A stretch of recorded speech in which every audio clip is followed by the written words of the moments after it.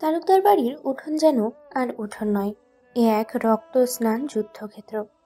রোদ পড়েছে মাথার উপরে, কিন্তু চারদিক কেমন গা ছমছমে। আকাশ পর্যন্ত যেন থমকে গেছে।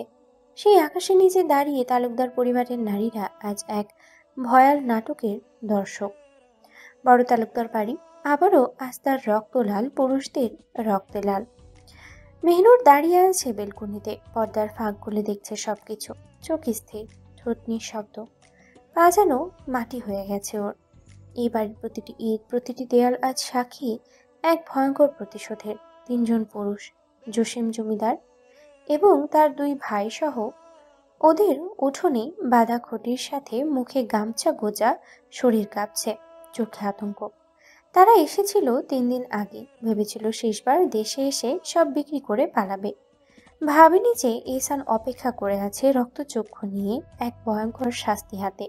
তাদের ভাই অ্যারি, যার মৃত্যুতে ভেঙে গিয়েছিল এহসানের সব কিছু, সে ছিল শুধুই ছুতো। আসল আগুন জমেছিল অনেক আগেই তার বোনের ধর্ষক, তার মা বোনদের আত্মঘানী আর্তনাদ, সেই যন্ত্রণা আজ উগরে দিচ্ছে এহসান।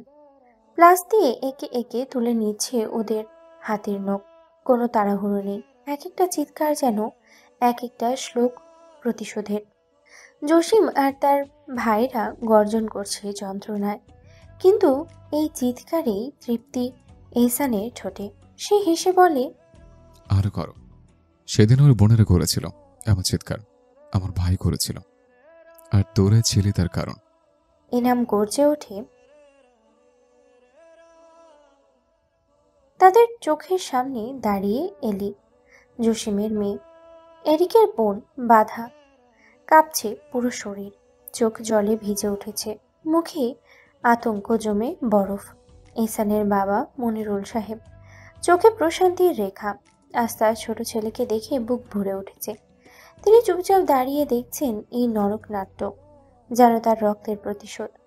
চামড়া তুলে ফেলা হচ্ছে শরীরের অর্ধেকটা নয়, ধীরে ধীরে টেনে তোলা হচ্ছে যেন যন্ত্রণার প্রতিটি বিন্দু উপেক্ষা করা যায়। চিৎকার করছে জসিম, কিন্তু চারপাশের বাতাস চোখ। চোখ উপড়ে ফেলা হয়, দেখার অধিকার কেড়ে নেওয়া হয়, কলিজা ছিঁড়ে আনা হয়, রক্তে ডুবে যায় উঠোন। তবুও থেমে নেই এহসান। শেষ অপমানটা বাকি, তাদের পুরুষত্ব কেটে ফেলা হয় কেন? কারণ তারা ছিল ধর্ষক। এলি এতক্ষণে মুখে বমি নিয়ে অচেতন হয়ে পড়ে যায় মাটিতে। এই একজন মহিলা ওকে তুলে নিয়ে একজন মহিলা ওকে তুলে নিয়ে ছুটে চলে যায় হাসপাতালের দিকে। আর বাড়ির অন্য মহিলারা, তারা চুপ, আড়াল থেকে দেখছে সব। ভয় নয়, লজ্জায় নয়, বিচারে তৃপ্তি নিয়ে দেখছে। মেহনুরের মুখ আজও খিচে আছে, কিন্তু চোখে এক বিন্দু পানিও নেই। এই রক্তাক্ত দুপুরে তালুকদার বাড়ির আকাশের আজ একটাই সরু প্রতিশোধ, রক্ত, ন্যায্যতা। চারিদিকে রক্তের গন্ধ, কান পাতলেই ভেসে আসে অস্পষ্ট আর্তনাদ। আর সেই আর্তনাদেই উপরে উপরে দাঁড়িয়ে আছে এহসান, তার চোখে তৃপ্তি, মুখে বিষাক্ত প্রশান্তি। হাতের তালুতে ধরে আছে রক্তমাখা 3টি কলিজা, জসিম ও তার 2 ভাইয়ের।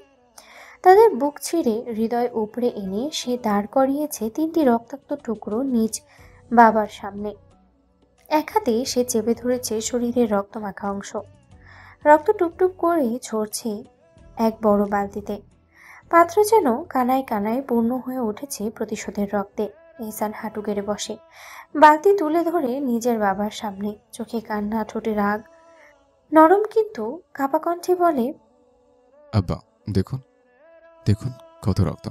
এটা ওদের রক্ত, ওদের কলিজা, যাদের জন্য আমাদের রক্তে গোসল করতে হয়েছে, আপনজনদের রক্তে ভিজে যেতে হয়েছে বারবার, যাদের জন্য আমাদের মরতে হয়েছে প্রতিটি মুহূর্তে। আফসোস আর আফসোস। মনিরুল সাহেব এক নিঃশ্বাসে দম ছাড়েন। তার চোখে অশ্রু, কিন্তু সেটা ব্যথার নয়, প্রশান্তির। তিনি হাত রাখেন এহসানের কাঁধে, গলায় গভীর কণ্ঠের ধ্বনি, ধন্যবাদ বাবা, আমার মনের ক্ষোভ পূর্ণ করেছিস। আজ আমি হালকা হয়েছি। এহসান চুপচাপ দাঁড়িয়ে হাত থেকে কলিজার টুকরোগুলো ফেলে দেয় রক্তাক্ত মাটিতে। রক্তমাখা হাত নিজের সাদা পাঞ্জাবিতে মুছে ফেলে, তারপর বাবার হাত শক্ত করে আঁকড়ে ধরে, চোখ নামিয়ে ঠোঁট ছুঁয়ে বলে, এটা আমার কর্তব্য আব্বা, এতে ধন্যবাদ দেওয়ার কিছুই নেই। মনিরুল সাহেব নিজের কাপা হাত বুলিয়ে দেন ইহসানের মাথায়। এই হাত ছিল অনেক বছরের চাপা কান্নার প্রশান্তি। তারপর এক নিঃশ্বাসে দাঁড়িয়ে উঠে পড়ে ইহসান। পেছনে দাঁড়িয়ে থাকা দুই ভাই এনাম ও ইমরান, যারা আজ পর্যন্ত বুক চেপে রেখেছিল যন্ত্রণায়। ইহসান ছুটে গিয়ে শক্ত করে তাদের জড়িয়ে ধরে। তিন ভাই রক্তে মুখ মাখে। রক্তে ভিজে যাওয়া জামা কাপড় আর ভাঙা ভাঙা কান্নায় এক হয়ে যায়। ইহসান গর্জে ওঠে কান্নার ভিতরেও। চারিদিকে শুধু তাদের কণ্ঠ। তালুকদার বাড়ির দেয়ালগুলো যেন সেই গর্জন ফিরিয়ে ফিরিয়ে দিচ্ছে। আমরা পেরেছি। এই ভয়ঙ্কর দিনটায় প্রতিশোধ পূর্ণ হলো, কিন্তু হৃদয়ের রক্ত ঝরা অখ্যাত শুরু হলো নতুন করে। এহসান ঘরে আসে, গোসল করে পবিত্র হয়ে আজ তার সাধনা পূর্ণ হলো। ক্ষোভ মিটে গেছে। দীর্ঘ একটা চাপা অভিমান, অসহায় রাগ, যন্ত্রণায় ছেঁড়া বুক সব যেন ধুয়ে মুছে এক পবিত্র সান্ত্বনায় মিলিয়ে গেছে। ঘরে এসে দেখে মেহনুর পেট ধরে ধীরে ধীরে হাঁটছে। ওর মুখে একরাশ ক্লান্তি, তবুও এক অপার মমতা মিশে আছে চোখের পাতায়। এহসানের বুকের ভেতরটা নরম হয়ে যায়। অদ্ভুত এক শান্তি ছড়িয়ে পড়ে চারিপাশে। সে এগিয়ে আসে ধীরে ধীরে মেহনুরের দিকে, যেন কোনো অপরাধী আসছে তার প্রিয় বিচারকের সামনে। কিন্তু মেহনুর ওকে দেখেই কেমন এড়িয়ে চলে, মুখ ঘুরিয়ে নেয়, গন্তব্য এগোয়। এহসান থমকে দাঁড়ায়। তার চোখে খানিকটা আক্ষেপ, খানিকটা বোঝার চেষ্টা। সে আলতো করে মেহনুরের হাত ধরে, যেন ছুঁয়ে দেয়, তবে হাতের স্পর্শে বাধা হয়ে দাঁড়ায়, যাতে মেহনুর আর এগোতে না পারে। মেহনুর বিরক্ত নিয়ে দাঁড়িয়ে পড়ে, চোখে মুখে বিরক্তি আর রাগের রেখা স্পষ্ট। তারপর এক দীর্ঘশ্বাস ছেড়ে চোখ তুলে তাকায় ইহসানের চোখে। কি হলো? শব্দগুলো মুখ থেকে বেরোলেও চোখের ভাষায় ছিল গাঢ় ক্ষোভ। ইহসান হালকা বাঁকা চোখে তাকায়, ঠোঁটের কোণে চাপা এক অভিমান আর কৌতূহলের রেখা। আমার তো কিছু হয়নি, তোমার কি হলো? এইভাবে এড়িয়ে যাচ্ছ কেন? মেহনুর ভ্রুকুচকে কপালের মাঝখানে চিন্তার ভাঁজ ফেলে বলে, অদ্ভুত, আমি এড়িয়ে যাব কেন? আপনাই আমি নিচে যাচ্ছি। তার গলায় ছিল জেদ আর ঠান্ডা প্রতিরোধ। এহসান ওর হাতটা অনেকটুই চেপে ধরতে চায়, যেন এক অসহায় আকুতি জমে আছে আঙ্গুলের ফাঁকে, কিন্তু মাঝপথেই থেমে যায়। নিজেই সামনে চলে আসে। চোখে ছিল কিছুটা সংকোচ, কিছুটা স্নেহ। মেহনুর এটা দেখে ক্ষুব্ধ হেসে ওঠে, এক ধরনের তিক্ত বিদ্রুপ সেই হাসিতে। দিন, আরো জোরে হাত টান দিন। এখন তো দিবেন না, কারণ এখন যে আপনার সন্তানের কষ্ট হবে তাই নয় তো। আমার হাত ধরে এদিকে এক হেঁচকা টান, ওদিকে আরেক হেঁচকা টান দিতেন স্বার্থপর পুরুষ। তার কণ্ঠে বিষ মেশানো অভিমান। এক গর্ভবতী নারীর ভেতরের সমস্ত আবেগ যেন আছড়ে পড়ছে সেই কয়েকটা বাক্যে। এহসান মুচকি হেসে ওঠে। সে জানে তার এই মেয়েটা রেগে গেলে বানের জলের মতো সব ধুয়ে দেয়, যা মুখে আসে তাই বলে। তবুও সে রাগে যতটা ভয়ঙ্কর, ততটা প্রেমে কোমল। সে মেহনুরের ঠোঁটের নিচের শাহাদাত আঙ্গুল ছুঁয়ে দেয়, অন্য হাতটা আলতো করে রাখে মেহনুরের পিঠে। তার কণ্ঠে ছিল চাপা অনুরাগ আর একরাশ আদর। এত রাগ করো না, সন্তানের সামনে বাপ মায়ের ঝগড়া করা উচিত না। মেহনুর তার হাত সরিয়ে নেয় নিজের কাছ থেকে, মুখ ঘুরিয়ে নেয়। চোখের কোণে জমে থাকা অশ্রুটা সে লুকোতে চায়, তবুও গলার স্বর কাঁপে কিছুটা। আমি কারোর সাথে ঝগড়া করছি না। দাম আছে আমার কোনো কথার কারো কাছে যে আমি তার সাথে করব ঝগড়া? তার কণ্ঠে ছিল আত্মসম্মান আর এক টুকরো দুঃখ। এহসান মেহনুরের গাল টেনে বলে, এত নাটক করিস না কবুতরের বাচ্চা। আমি জানি তুই রেগে আছিস আমার উপর। মেহনুর দাঁত চেপে বলে, তাহলে এটাও তো জানেন কেন রেগে আছি? এহসান মেহনুরের গালে হাত রেখে চুপচাপ তাকিয়ে থাকে ওর চোখে। তার গলায় ছিল অনুতাপ, অনুরোধ আর ভাঙ্গা প্রতিজ্ঞার পুনর্গঠনের দৃঢ়তা। এটাই শেষ, আর আমি এইভাবে কাউকে মারবো না, সত্যি। মেহনুর ধীরে ধীরে নিজের গাল সরিয়ে নেয়, যেন মন থেকে এখনো সরিয়ে ফেলতে পারেনি ক্ষোভটা। সে ফিসফিস করে বলে, মিথ্যা প্রতিশ্রুতি দিবেন না। এহসান শান্ত দৃঢ় গলায় বলে, এইসান তাহলে তোর মিথ্যা প্রতিশ্রুতি দেয় না? মেহনুর চোখ সরু করে তাকায়, ঠোঁটে একটা দ্বিধাময় হাসি, চোখে সংকটের ঝড়। আর যদি তা হয়? এহসান মুচকি হেসে বলে, তুমি নিজ হাতে শাস্তি দিও। মেহনুর বিছানায় বসতে বসতে ঠান্ডা স্বরে বলে, তার শাস্তি স্বরূপ আপনি আমায় হারিয়ে ফেলবেন, চলে যাব আপনায় ছেড়ে। সেই এক বাক্যে যেন বজ্রাঘাত হয় এহসানের কলিজায়। চোখের সামনে ঘন কালো হয়ে আসে, মাথার ভেতরে টং করে বাজে একটা শব্দ চলে যাওয়া। এই নারী এত সহজ? সে দমবন্ধ অনুভব করে, কষ্টে গলা শুকিয়ে আসে। সে ধীরে ধীরে এগিয়ে আসে মেহিনুরের দিকে, তার পাশে বসে নিচু গলায় জিজ্ঞেস করে, কিছু খেতে ইচ্ছে হলে বলো আমায়। এতদিন ধরে তো ভালো মতোই খাচ্ছ না। কিছু না, শুধু পান্তা ভাত ছাড়া। মেহিনুর এক দৃষ্টিতে তাকিয়ে বলে, তো আর কি করব, পান্তা ভাত ছাড়া আর কিছু গিলতে পারলে তো খেতাম, তবে। মেহিনুর থেমে যায়। এহসান অস্থির হয়ে উঠে পড়ে। তবে কি? বলো, কি খেতে চাও? বলো আমায়। মেহিনুর ধীরে বলে, মনে হচ্ছে যদি শুটকি ভর্তা হয় তবে খেতে পারবো। এহসান হেসে ফেলে।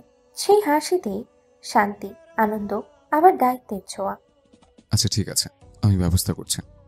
সে উঠতে নেয়। মেহিনুর তার হাত ধরে তাকে থামিয়ে দেয়। চোখের চাহনিতে যেন অনুনয়, যেন চায় এখনই যেও না। ইশারায় বলতে বলে।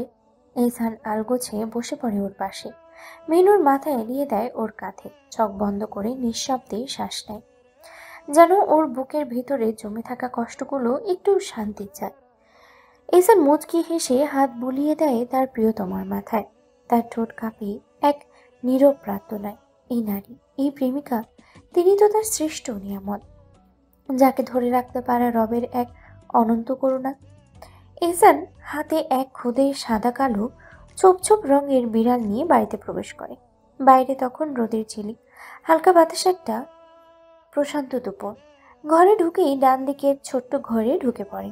ওখানে ওর ভাইপো ভাতিজারা খেলছে। বিড়ালটা ওদের দেখিয়ে দেয়। এ দেখ, তোদের জন্য একটা চমক নিয়ে এলাম। বাচ্চারা আনন্দে চিৎকার করে ওঠে। ছোট ছোট হাতগুলো বিড়ালের গায়ে বুলিয়ে দেয়। বিড়ালটাও মিউ মিউ করে মাখামাখি ভালোবাসা বিলিয়ে দেয়।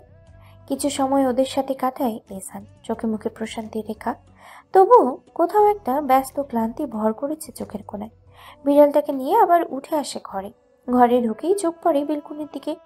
ধীরে ধীরে পা টিপে সেখানে এগিয়ে যায়। শব্দহীন নিস্তব্ধতায় ভেসে আসা বেলকুনির আলোয় সে দেখতে পায় তার স্নিগ্ধময়ী, তার চাঁদমুখী স্ত্রী মেহনুর দাঁড়িয়ে আছেন বেলকুনিতে। চুলে হালকা বাতাসে তোলা, চোখে দূর আকাশের দিকে তাকিয়ে থাকা অপার্থিব এক প্রশান্তি। চাঁদের স্নিগ্ধতায় যেন শরীরটা রূপান্তরিত আলোয় রাখা হয়ে উঠেছে। সেই রূপে, সেই আলোয় এহসান এক মুহূর্তের জন্য শ্বাসও নিতে ভুলে যায়। 3 মাস হলো মেহনুরের গর্ভে এসেছে তাদের ভালোবাসার নিঃশব্দ ফল। শরীরটা একটু গোলুমোলু হয়ে উঠেছে, হালকা ফুলে আছে পেট। তবুও যেন আরো মায়াবী, আরো কোমল, আরো অনিদ্র লাগছে মেহনুরকে। ওর গায়ের রংটাও যেন দিনে দিনে চকচকে হয়ে উঠেছে। হয়তো আল্লাহর রহমতে এমন আলোয় ভরে উঠেছে ওর অস্তিত্ব। তবে এই আলোর আড়ালে লুকিয়ে আছে কষ্ট। রাতগুলো সহজ যায় না মেহনুরের। কখনো কোমরে ব্যথা, কখনো পেটে চাপ, কখনো হঠাৎ নিঃশব্দে ক্লান্তির ছায়া নিঃশ্বাসে। এই অল্প সময়েই শরীর যেন পাল্টে যাচ্ছে। তবু মুখে কিছু বলে না সে। চোখে মুখে যন্ত্রণার আঁচ নেই। দাঁত চেপে সব কিছু সহ্য করে নেয়। একটু অভিযোগ নয়, একটা শব্দ নয়। কিন্তু এহসান তো বোঝে। সে তো মেহনুরের প্রতিটা নীরবতা, প্রতিটা নিঃশ্বাস পড়ার ছন্দ পড়ে ফেলতে জানে। সে জানে এই নারী কষ্ট পাচ্ছে, তবুও কিছু বলেন না, শুধুই সহ্য করেন। তাতে যেন তার ভালোবাসার পরিপূর্ণতা আছে। নিজেও তো কম ব্যস্ত নয় এহসান। কখনো পার্টি অফিস, কখনো নিজের অফিস, কখনো বড় কোনো ডিল, কখনো জরুরি মিটিং। তবুও শত ব্যস্ততার মাঝে চেষ্টা করে মেহনুরের পাশে থাকার। একটুখানি সময় পেলেই ঘরে ফেরে, ওর কাঁধে হাত রাখে, মেহনুরের মুখের দিকে তাকিয়ে শান্তি খোঁজে। এই কটা মাসে জীবন যেন পাল্টে গেছে। সুখ আর দায়িত্ব দুই মিলে একটা নতুন পৃথিবী তৈরি হয়েছে। তবুও মাঝে মাঝে হিমশিম খেতে হয়। জীবন থেমে থাকে না তো। তবুও এহসানের মন বলে এই নারীর জন্য, এই সন্তানের জন্য সবই তো ছোঁয়া যায়। এই নারী, এই স্নিগ্ধতায় ভেজা চেহারা, এই মাতৃত্বের কোমল রেখা, এ যেন পৃথিবীর সব শান্তি মিলিয়ে এক নিখুঁত শিল্পকর্ম। মেহনুর হঠাৎ যেন হালকা শিহরণ টের পায় শরীরে। চেনা এক ঘ্রাণ নাকে এসে লাগে। ওই যে ওর প্রিয় মানুষের শরীরের মন মাতানো ঘ্রাণ। মনের গভীর থেকে এক কণ্ঠ বলে ওঠে, তোমার প্রিয় পুরুষ তোমার আশেপাশেই আছে। এক চিলতে হাসি খেলে যায় ওর ঠোঁটে। ধীরে ধীরে পেছনে তাকায়। এহসানের চোখে তখন অপার মুগ্ধতা। সে জানে এই নারীর মতো করে কেউ ভালোবাসতে পারে না, সহ্য করতে পারে না, দিতে পারে না। আর মেহনুরের চোখে তখন বিস্ময় আর স্বস্তি মিলিয়ে এক কোমল দীপ্তি যেন চোখেই বলে উঠল। আপনি এসেছেন, আমি ঠিক বুঝেছি। এহসান ধীরে ধীরে ছোট সাদা বিড়াল মেহনুরের সামনে ধরে। মেহনুরের চোখে বিস্ময়ে বড় হয়ে যায়। বিড়ালটি যেন হুবহু কোনো হারিয়ে যাওয়া সময়ের স্মৃতি হয়ে ফিরে এসেছে। এহসান কোমল কণ্ঠে বলে, নিন আপনার উপহার। মেহনুর হাঁ করে চেয়ে থাকে এহসানের মুখ আর সেই সাদা তুলতুলে প্রাণীটির দিকে। চোখ ধীরে ধীরে জলে ভরে ওঠে। মন ভেসে যায় 15 বছরের এক বিকেলে। স্মৃতির ধুলো ঝেড়ে সামনে আসে তার শৈশবের প্রিয় সঙ্গী, তার মোয়াজ্জা সেই সাদা বিড়াল যে ছিল তার নিঃসঙ্গ সময়ে নীরব বন্ধুর মতো।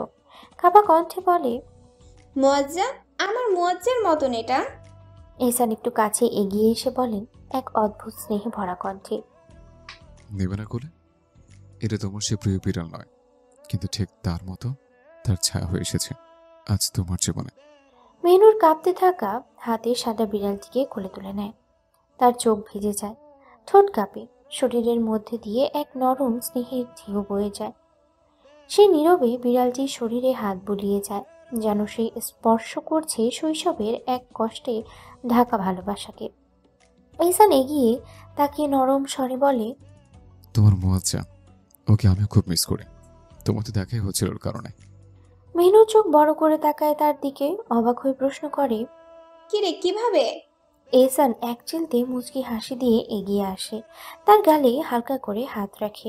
তার চোখে একরাশ স্মৃতি জমে আছে।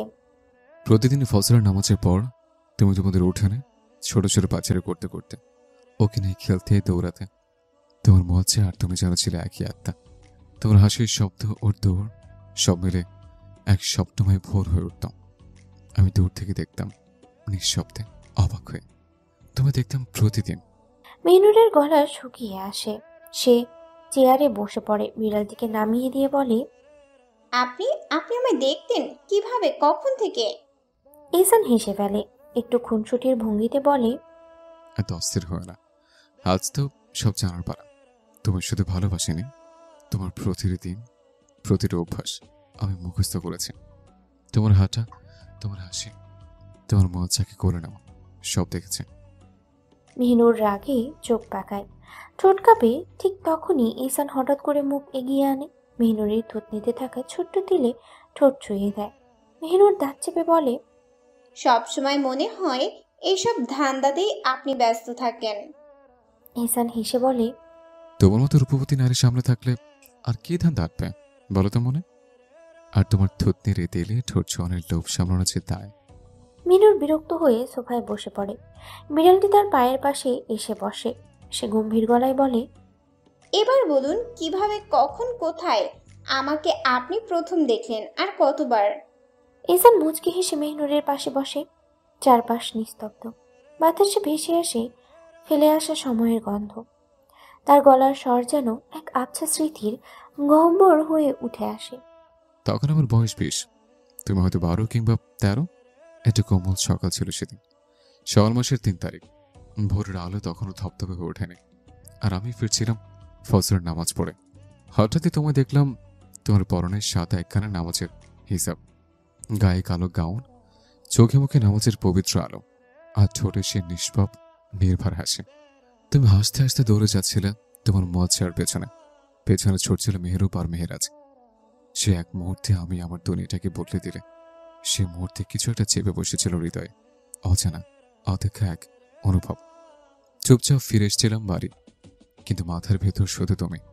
একটা অপরাধ বোধ ঘিরে ধরেছিল আমাকে। নিজেকে জিজ্ঞেস করেছিলাম, তুই পাগল হয়েছিস? তুই তো ওকে ভাতিজের চোখে দেখার কথা। ঘৃণা হচ্ছিল নিজের উপর। তবু জানো, সে ঘৃণার মধ্যেও ভালোবাসার একটা মৃদু আগুন দাও দাও করে জ্বলে উঠছিল। তোমার চোখের আলো, তোমার হাসির ধ্বনি, তোমার দৌড়ে যাওয়া পায়ের শব্দ, সবকিছু আমার ভেতরে গভীর কিছু জাগিয়ে তুলেছিল। আমি নিজেকে বারণ করতাম, বলতাম না ইহসান, হারাম, কিন্তু হৃদয় ছিল একেবারে অবদ্ধ। তোমার একটি মাত্র দেখা পেতে আমি ছটফট করতাম। আমার সমস্ত আত্মা তোমার আশেপাশে ঘুরে বেড়াতো, যেন তুমি একটা দোয়ার উত্তর, যে দোয়া আমি কখনো চেয়ে উঠিনি, তবু যেন আল্লাহ নিজ হাতে তুলে দিয়েছেন চোখে। ঈশান একটু থামে, চোখ মেলে তাকায় মেহনুরের দিকে। তার কণ্ঠে ভারী আবেগ। তোমাদের বাড়ির সামনের রাস্তায় তো আমাদেরও জমেছিল 9 শতক। তোমার বাবা চাচারা সবাইকে সেই পথ দিয়ে যাওয়া আসা নিষেধ করলেও আমরা যেতে পারতাম। মসজিদে যাবার অজুহাতে আমি সেদিক দিয়ে চলতাম না। শুধু নামাজের জন্য কেবল নয়, তোমায় দেখার তীব্র তৃষ্ণা আমাকে সেই পথে টেনে নিয়ে যেত। তুমি বুঝতে না, তুমি তখন ছিলে আকাশের মতো মুক্ত। আমি ছিলাম তোমার পৃথিবীর বাইরে একজন নির্বাক দর্শক। দূর থেকে তাকিয়ে থাকতাম তোমার দিকে। তোমার চলাফেরা, হাসি, চুরির নড়াচড়ার সবকিছু আমার হৃদয় এক একটা মধুর খোঁচা দিয়ে যেত। তোমার অজান্তে আমি প্রতিদিন পড়ে মরতাম। তুমি হাসলে আমি শান্তি পেতাম, তুমি না থাকলে দিনটা ফিকে লাগতো। নিজেকে বারবার বোঝাতাম এই অনুচিত, তবুও প্রতিবার তোমায় দেখলে মনে হতো যেন কোনো হারাম জিনিসে যদি এতটা প্রশান্তি পাওয়া যায়, তবে আল্লাহ বৈধ করে দিলে এর স্বাদ কেমন হতো। ঈশানের গলা জড়িয়ে আসে। তার চোখে এক অদ্ভুত আলো, যা কেবলই প্রেমিকের হয়। ঈশান আবারও বলে, দিন গড়াতে লাগলো। তুমি ধীরে ধীরে রূপ পেতে লাগলে নারীত্বে। তোমার শরীরের ভাষা বদলাতে লাগলো, তোমার হাসির গভীরতা বাড়তে লাগলো। আর আমার ভালোবাসা, তা যেন এক অগ্নিস্রোতের মতো বয়ে যেত আমার রক্তে। তোমার এক ঝলক দেখাও হতো না প্রতিদিন, মাসে হয়তো একবার, তা দূর থেকে। তবু আমি সে একবারই ভরে যেতাম। আমার হৃদয়ে তোমার স্মৃতিতে মজে থাকতো রাত দিন। আমি তোমায় ভালোবাসতাম, অবর্ণনীয়ভাবে ভালোবাসি মেহনুর, ভীষণ রকম ভালোবাসি। তোমার ছায়াও যদি পেতাম তাও তৃপ্ত হতাম। তোমার নামের ধ্বনিও হৃদয়ের ভেতর গুনগুন করতাম। কিছু মুহূর্ত যেন থেমে থাকে, ভেসে আসে হারিয়ে যাওয়া সময়ের হাহাকার। ঈশান হঠাৎ নরম গলায় বলে ওঠে, আমার বয়স তখন 27। আব্বা বারবার তাকিয়ে দিচ্ছেন বিয়ের জন্য। চারপাশে চাপ, পরিবারের অস্থিরতা, আর আমি যেন দিশেহারা এক পথিক, যার চোখে কেবল একটি গন্তব্য, তুমি মেহনুর। তোমার নামটি তখন আমার অস্তিত্ব। তোমার মুখটা ছিল আমার সব স্বপ্নের কেন্দ্রবিন্দু। কিন্তু কিভাবে বলি যে মেয়েটিকে দূর থেকে ভালোবেসেছে, তাকে আমি আমার জীবনের সাথী করতে চাই। তোমার বয়স, সম্পর্ক, সমাজ সবকিছু আমার বিপক্ষে দাঁড়িয়েছিল। তবে একদিন সাহস করে ফেলে চোখ নামিয়ে ফিসফিস করে বলে, আব্বা, আমি মাঝারুলের মেয়েকে বিয়ে করতে চাই। বিয়ে যদি করি, শুধু মেহনুরকে করব, নয়তো সারা জীবন তার অপেক্ষাতে কাটিয়ে দেব।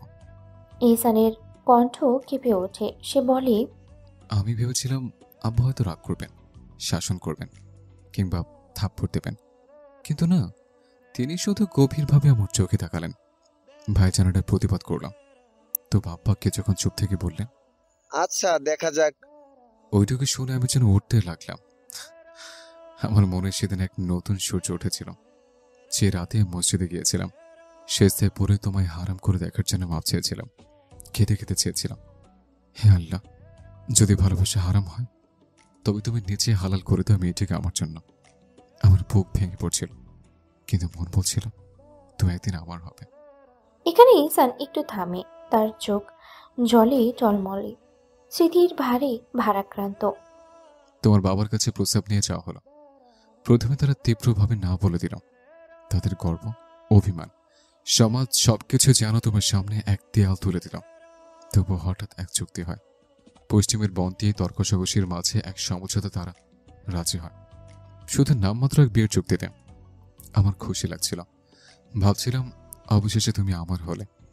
মজলিস থেকে উঠে নিয়ে যাওয়া হলো কাজী অফিসে। সেখানে সাইন করলাম। একটা শীতল কাগজে জীবনের সব উত্তাপ ঢেলে দিলাম। তোমার কাজ হয়ে গেল প্রস্তাব। তোমাকে বুঝিয়ে একটা স্বাক্ষর এনে দেওয়া হলো। ঈশানের কণ্ঠ তখন অশ্রুসিক্ত। যখন শুনলাম তুমি সাইন করে দিয়েছ, আমার মনে হয়েছিল পুরো আকাশটা আমার হয়ে গেছে। সেদিন আল্লাহর সামনে কেঁদে কেঁদে শুকরিয়া আদায় করেছিলাম। ভাবলাম শেষমেশ আমার দোয়া কবুল হয়েছে। তবে স্বপ্ন ভাঙল খুব দ্রুত। এক চরম বাস্তবতা এসে ছড়ে ফেলল তাকে মাটিতে। তার চোখ আরো ভিজে ওঠে। তারপরে খবর এলো, তুমি এটা নিতে পারোনি। তুমি শ্বাসকষ্টে ভুগছ। তুমি কাঁদতে কাঁদতে বলছো, আমি ঈশান তালুকদারকে কখনো নিজের স্বামী হিসেবে মেনে নেব না। তুমি আমাকে চাও না, মরে গেলেও চাও না। আমি ছুটে গিয়েছিলাম হাসপাতালে। তুমি তখন ধীরে ধীরে একটু ভালো হচ্ছিলে। আর তখন তুমি চিৎকার করে মেহেরুবকে বলেছিলে, ভাইজান আমি এত বড় কলঙ্ক রাখতে পারবো না, আমি ইহসান তালুকদারকে জীবনেও নিজের স্বামী মেনে নেব না, আমি এত খারাপ মানুষের স্ত্রী হতে চাই না। না, ও একটা খারাপ মানুষ, খুব খারাপ, আমি চাই না, আমি চাই না। ইহসানের গলা ধরে আসে।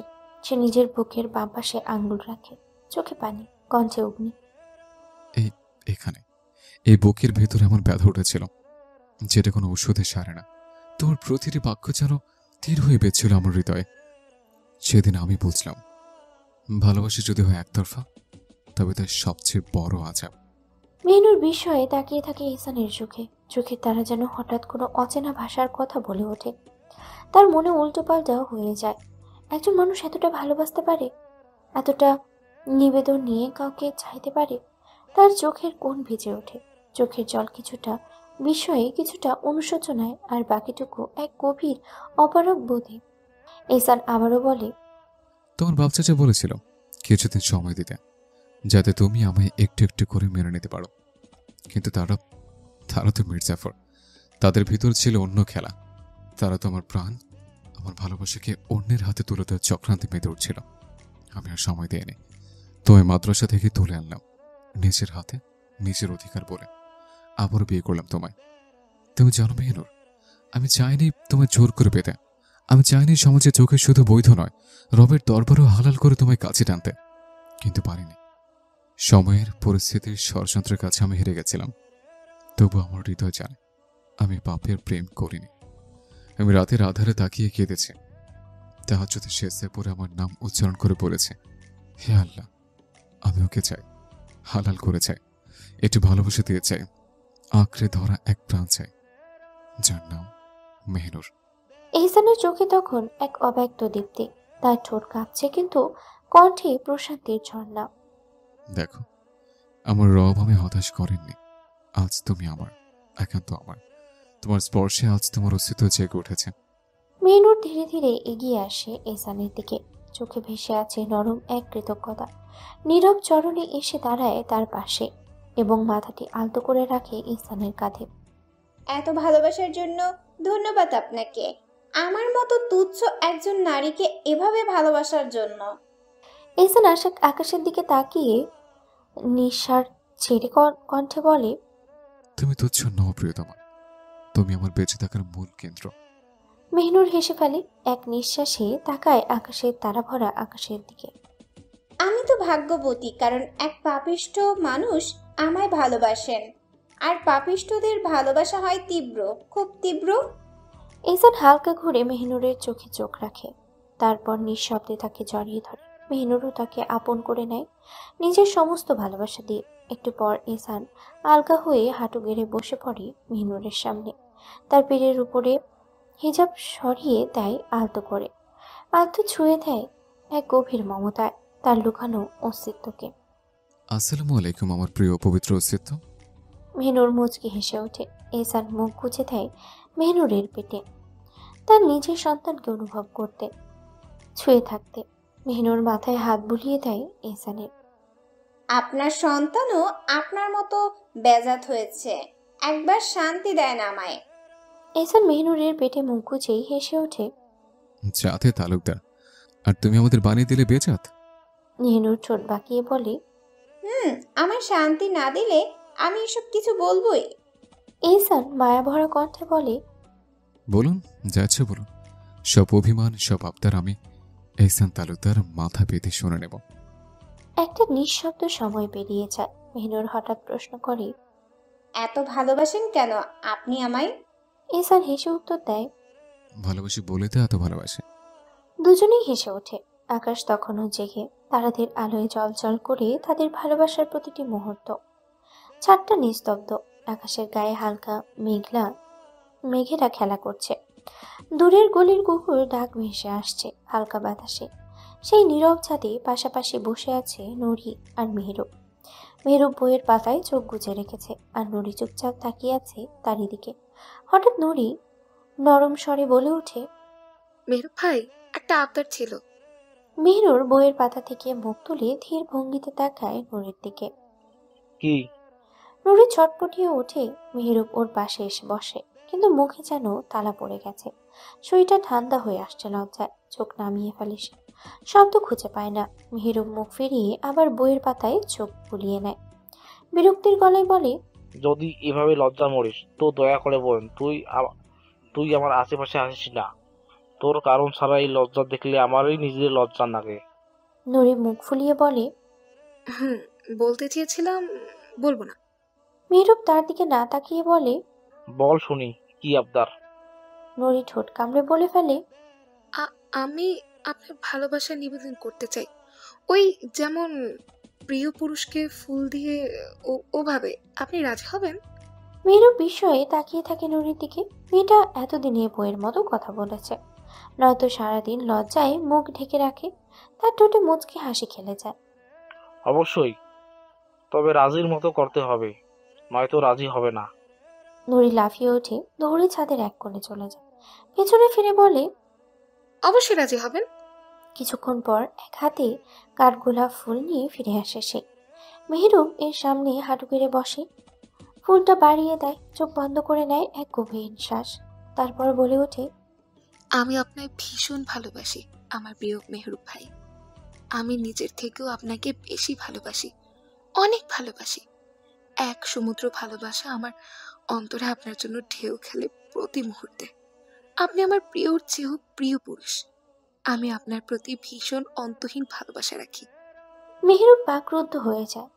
তার সেই লজ্জাপতি নুরি আজ সব লজ্জা গিলে এমন প্রেম ভরা শব্দ উচ্চারণ করছে। সে স্তব্ধ হয়ে তাকিয়ে থাকে নুরির দিকে। নুরির চোখ খুলে দেখে মেহেরুব হাঁ করে তাকিয়ে আছে। তার ঠোঁটের হাসি মিলিয়ে যায়। এক দীর্ঘশ্বাস ফেলে বলে, পছন্দ হয়নি আমার অন্তরের এই একাংশ কথাগুলো? মেহনুর এবার উঠে দাঁড়ায়, তার সামনে বসে ফুলটি হাতে নেয়, চোখে প্রশান্তির হাসি। খুব খুব পছন্দ হয়েছে। আরো কিছু বলবি? বল না, আরো সুন্দর দুইটা কথা আমায় নিয়ে। নুরির ঠোঁটের কোণায় হাসি ফুটে ওঠে। সে মুখে হাত দিয়ে হেসে ফেলে। মেহরুব নিজের বুকে হাত রেখে বলে, ইস, আমি ধ্বংস নুরি ফুল, আমি ধ্বংস। তোর এই হাসি আমার ছোট অন্তরে মরণের মূল অস্ত্র। নুরি হাসতে হাসতে বলে। কি যে বলেন না আপনি! মেহরুব বসা অবস্থাতেই তার দিকে এগিয়ে আসে, কোমরে বাহু জড়ায়, কানে কানে বলে, আমি রাজি, আপনার প্রস্তাবে আমি রাজি। নুরি গলা জড়িয়ে ধরে বলে, আবারও বলছি, আপনায় ভীষণ ভালোবাসি। আমি আপনার নুরি ফুল, শুধু আপনার অন্তরের বাগানেই থাকতে চাই। রাখবেন গেথে? মেহরুব নুরির খোলা চুলে হাত বোলাতে বোলাতে বলে, অবশ্যই, মৃত্যুর আগ পর্যন্ত আর মৃত্যুর পরেও। আল্লাহ যদি চান পরপারেও তোকে আগলে রাখবো আমি। নুরি নিজের ঠোঁট ছুঁয়ে দেয় মেহরুবের গালে, তারপর থুতনিতে। দাড়ির স্পর্শে কাঁপে, তবু মেহরুবকে আঁকড়ে ধরে রাখে। আর আকাশের উপরে তখন একটু কারো রঙিন মেঘ ভেসে বেড়ায়, ভালোবাসার মতো নরম, উষ্ণ আর চিরস্থায়ী। এদিকে এসব পা ধরে বসে আছে মেহেরাজের সামনে, হাত জোর করে বলছে, কাঁধে মাথা রেখে মিনতি করছে। তবু মেহেরাজের অভিমান ভাঙছে না। অভিমান করবে না? আসরের সময় তো এসেছেই সে এশার বাড়ি। রাত 10টা অবধি বারবার রান্নাঘরে উকি দিয়েছে, কত কৌশলে ডাক দিয়েছে তাকে, লজ্জাও পেয়েছে, অপ্রস্তুতও হয়েছে, তবুও এসা আসেনি। আর এখন এখন এমন করে আদর দেখাচ্ছে। মিরাজ মুখ গোমড়ো করে বসে আছে বিছানায়। এসা অনেক কিছু বলেছে, অনেক চেষ্টা করেছে, তবুও সে একটুও শব্দ করছে না। একসময় ঈশার কোনো কথায় পাত্তা না দিয়ে বাতি নিভিয়ে সোজা বিছানায় গিয়ে সরে পড়ে মেহেরাজ। এসে বুঝে যায় মেহেরাজ সত্যিই খুব রেগে আছে। দীর্ঘশ্বাস ফেলে উঠে যায় অজু করতে। অজু শেষ করে ফিরে এসে নামাজের হিজাবটা খুলে ধীরে ধীরে রাখে সোফার উপরে। তারপর নরম পায়ের শব্দে এগিয়ে আসে বিছানার দিকে। মেহেরাজের চোখ আটকে থাকে তার শ্যামবতীর মুখশ্রী, অভিমানে রাগে জ্বলছে সে। তবু মুগ্ধ চোখে চোখটা সে ফেরাতে পারছে না। কোনো এক মায়াবী এই মেয়ে, কেন যে এত মায়াবী? কেন তার চোখে এত ভয়ঙ্কর মায়ার আছর? এসা চুপচাপ এসে মেহেরাজের বুকে শুয়ে পড়ে, 2 হাত দিয়ে শক্ত করে জড়িয়ে ধরে তাকে। মেহেরাজের বুকে মুখ ঘেঁষে বলে, মাফ করে দাও, আর এমন হবে না জান, আমি সত্যি বলছি। আর কখনো তোমার অবাধ্য হব না। তুমি যখন ডাকবে তখনই ছুটে আসবো তোমার কাছে। মেহেরাজ কিছুই বলে না, মনে মনে যেন বলে, বুঝো বেদি, তুই যখন রেগে উঠিস তখন আমার ভেতরটা কিভাবে ফাটে। ঈশা মুখটা তার দিকে ঘুরিয়ে নিতে চায়, থুতনি আলতো চেপে ধরে বলে। এরে হুড়াইনি চাউতে। মেহরাজ চোখ মুখ ফিরিয়ে নেয়। ঈশা নিজের ঠোঁট দিয়ে ছুঁয়ে দিতে থাকে মেহরাজের গাল, কপাল, চিবুক ধীরে ধীরে। তার এই বাচ্চামি দেখে হেসে ওঠে মেহরাজ। হয়েছে, আর দেখতে হবে না আন্দাজি প্রেম। ঈশা তার বুকে কিল মেরে বলে। প্রেম না, ভালোবাসা। আর এটা একদম সত্যিকারের ভালোবাসা। মেহরাজ এবার ওকে কাছে টেনে নেয়, বালিশে শুয়ে দেয় আদরে। পড়ে থাকা চুলগুলো সরিয়ে দেয় মুখ থেকে। চুপচাপ তাকিয়ে থাকে কিছুক্ষণ, তারপর বলে। এত যখন ভালোবাসো তখন আমার ডাকে সাড়া দিলে না কেন? ঈশা চোখ নিচু করে বলে। সত্যি বলছি, আর এমন হবে না। মেহরাজ হেসে ওর গলা থেকে চুল সরিয়ে নেয়, আদুরে কণ্ঠে বলে। তাহলে এখন এর শাস্তি স্বরূপ সারা রাত ঘুমহীন থাকতে হবে কিন্তু। নুরি মেহরুবের কোলে বসে আছে, গলা কাঁপছে, ঠোঁট জড়সড়, চোখে ভয় আর লজ্জার ছায়া। মেহরুবকে শক্ত করে ধরে রেখেছে, যেন বলছে, তুই এখন নিরাপদ, আমি তো আছি। কিছুক্ষণ চুপ থাকার পর মেহরুব ধীর গলায় বলল। তুই এতদিন অসুস্থ ছিলি, কিছুই জিজ্ঞেস করতে পারিনি আইনের কাছ থেকে। মানে ওখান থেকে তুই কিভাবে পালালি নুরি? নুরির চোখে মুখে অজস্র স্মৃতির ধাক্কা খেলে গেল, গলা শুকিয়ে এলো। তারপর খুব ধীরেই বলে উঠল। সে আমাকে একটা হোটেলের ঘরে আটকে রেখেছিল, হাত পা বেঁধে রেখেছিল যেন আমি পালাতে না পারি। অনেক কষ্ট করেও খুলতে পারিনি। ও শুধু বলছিল কাজী আনবে, আজই নাকি আমাদের বিয়ে হবে। আমি কাঁদছিলাম, চিৎকার করছিলাম, কিন্তু কেউ শুনছিল না। এরপর হঠাৎ এক সময় ওর ফোনে কল আসে। সেটা ধরতেও আমার হাত পা বেঁধে বাইরে বেরিয়ে যায় তাড়াহুড়ো করে। বলল কাজে নিয়ে আসছে। দরজার বাইরে থেকে তালা দিয়ে গেল। নুরি থেমে গেল একটু, গলা কেঁপে ওঠে। ঘরের ভেতরে একটা টেবিলের কোণে গ্লাস রাখা ছিল ভাঙা। আমি শরীরটা টেনে টেনে ওটার কাছেই যাই। তারপর হাতের বাঁধনটা কাটতে শুরু করি, অনেক কষ্টে। রক্ত ছড়ছিল, কিন্তু আমি থামিনি। কাটতে কাটতে একসময় হাত খুলে গেল। তারপর পা খুলে দৌড় দিলাম দরজার দিকে। লোহার তালা ছিল। জানালার পাশ দিয়ে বের হয় একটা সরু ফাঁক পেয়েছিলাম। আমি ওইটুক পথ দিয়ে বেরিয়ে পড়ি। তার চোখ আবার কেঁপে ওঠে। রাস্তায় বেরিয়ে আমি দৌড়াতে থাকি, অন্ধের মতো। কিচ্ছু বুঝিনি, শুধু দৌড়াচ্ছিলাম। তারপর হঠাৎ একটা গাড়ি খুব জোরে ধাক্কা দেয়। আর কিছুই মনে নেই। যখন চোখ খুললাম, তুই সামনে ছিলে, তুই। মেহরুব আর কিছু শুনতে পারছিল না, বুক কেঁপে যাচ্ছিল ওর। সে নুরিকে শক্ত করে জড়িয়ে ধরল। তুই অনেক সাহসী, তুই আমার নুরি। এখন আর কেউ তোকে ছুতে পারবে না। এবার তুই শুধু আমার, শুধু আমার। কেটে গেছে একটা মাস। গোটা মাস জুড়ে সিয়াম ইবাদত আর অন্তঃশুদ্ধির সাধনায় কেটেছে সময়। আজ 29 রমজান, বাংলা হিসেবে শেষ রমজানের শেষ দিন। ঘড়ির কাঁটা যেন ধীরেই ঈদের আগমন বার্তা দিচ্ছে। আগামীকাল ঈদ। ঈদ উপলক্ষে তালুকদার বাড়ির সব গার্ড ও কাজের লোকেদের মধ্যে 2-1 রেখে বাকিদের ছুটি দিয়ে দেওয়া হয়েছে। আজ তালুকদার বাড়ি প্রায় ফাঁকা। বাড়ির বিশাল প্রসাদে একা মেহনুর, তার সঙ্গে আছে কেবল 2 মহিলা কাজের লোক। একটা নিস্তব্ধতা যেন ঢেকে রয়েছে গোটা বাড়িকে। তালুকদার বাড়ির নিয়ম, ঈদের কেনাকাটা সব সদস্য একসাথেই করে, কিন্তু ব্যস্ততা আর সময়ের অভাবে এবছর একসাথে বের হওয়া হয়নি। তাই ঈদের আগের দিনেই সবাই তড়িঘড়ি করে বের হয়ে যায় মার্কেটে। এহসান ছিল বাড়িতে, কিন্তু হঠাৎ এক জোরের ফোন কল পেয়ে তার মুখে ছায়া পড়ে। মেহিনুর ওর অস্বস্তি দেখে কোমল কণ্ঠে বলে। আপনি যান, আমি একা পারবো। আর মাত্র কিছু সময় পরেই তো সবাই চলে আসবে। এহসান আর কিছু না বলে বেরিয়ে যায়। শেষ মুহূর্তের কোটি টাকার ডিল ফেলা যায় না। মেহনুর বেলকনিতে বসে আছে, কোলের উপরে খোলা কোরআন, ধীরে ধীরে তেলাওয়াত করছে। চারপাশে যেন অদ্ভুত এক প্রশান্তি। হঠাৎ দূর থেকে ভেসে আসে গাড়ির শব্দ। সে কান খাড়া করে শোনে, কিন্তু শরীরের অবস্থা যা তাতে উঠে দেখার শক্তি নেই। মনে মনে ভাবে হয়তো ইহসান ফিরে এসেছে, না হয় সবাই ফিরেছে মার্কেট থেকে। কিন্তু না, আফসোস, এটা তাদের কেউই না। দরজার বাইরে দাঁড়িয়ে এলি, তার সঙ্গে 2 মহিলা গার্ড। এলির মুখে রহস্যময় হাসি, চোখে প্রতিশোধের ঝিলিক। সে দরজায় কড়া নাড়ে। ভেতর থেকে দরজা খোলে এক কাজের লোক। তার পেছনে আরেকজন দাঁড়িয়ে। এলি দেখে কিছু বলার আগেই তার সঙ্গে থাকা মহিলা গার্ডেরা দ্রুত স্প্রে ছুড়ে দেয় তাদের মুখে। এক পলকে তার অচেতন হয়ে পড়ে যায় মাটিতে। এদিকে ওরা মুখ ঢেকে নিয়েছিল রুমাল দিয়ে, আগেই প্রস্তুতি সম্পন্ন ছিল। এলি ধীরে ধীরে ঘরে ঢোকে। হাসপাতাল থেকে ছাড়া পেয়ে সে এই দিনটারই অপেক্ষা করছিল। এহসান এখনো ওর ক্ষতি করে, বরং তাকে ছেড়ে দিয়েছে মুক্ত বাতাসে উঠতে। কিন্তু তাতেই তো বিপদ। এটাই তো কেবল কাল হয়ে দাঁড়িয়েছে। প্রতিদিন প্রতি মুহূর্তে ঈশানের খবর রেখেছে এলি। সে জানে তালুকদারদের প্রাণ কে। এহসানের ধমনী যাকে ঘিরে সে মেহিনুর। তাকে কবজা করতে পারলেই সেসব এহসানের সব অহংকার। এলি সেটি পেয়ে উপরে আসে দোতলায়। বেলকুনিতে বসে মেহিনুর তেলোয়াতে ডুবে। আলতো হাওয়া উড়ছে ওর ওড়না।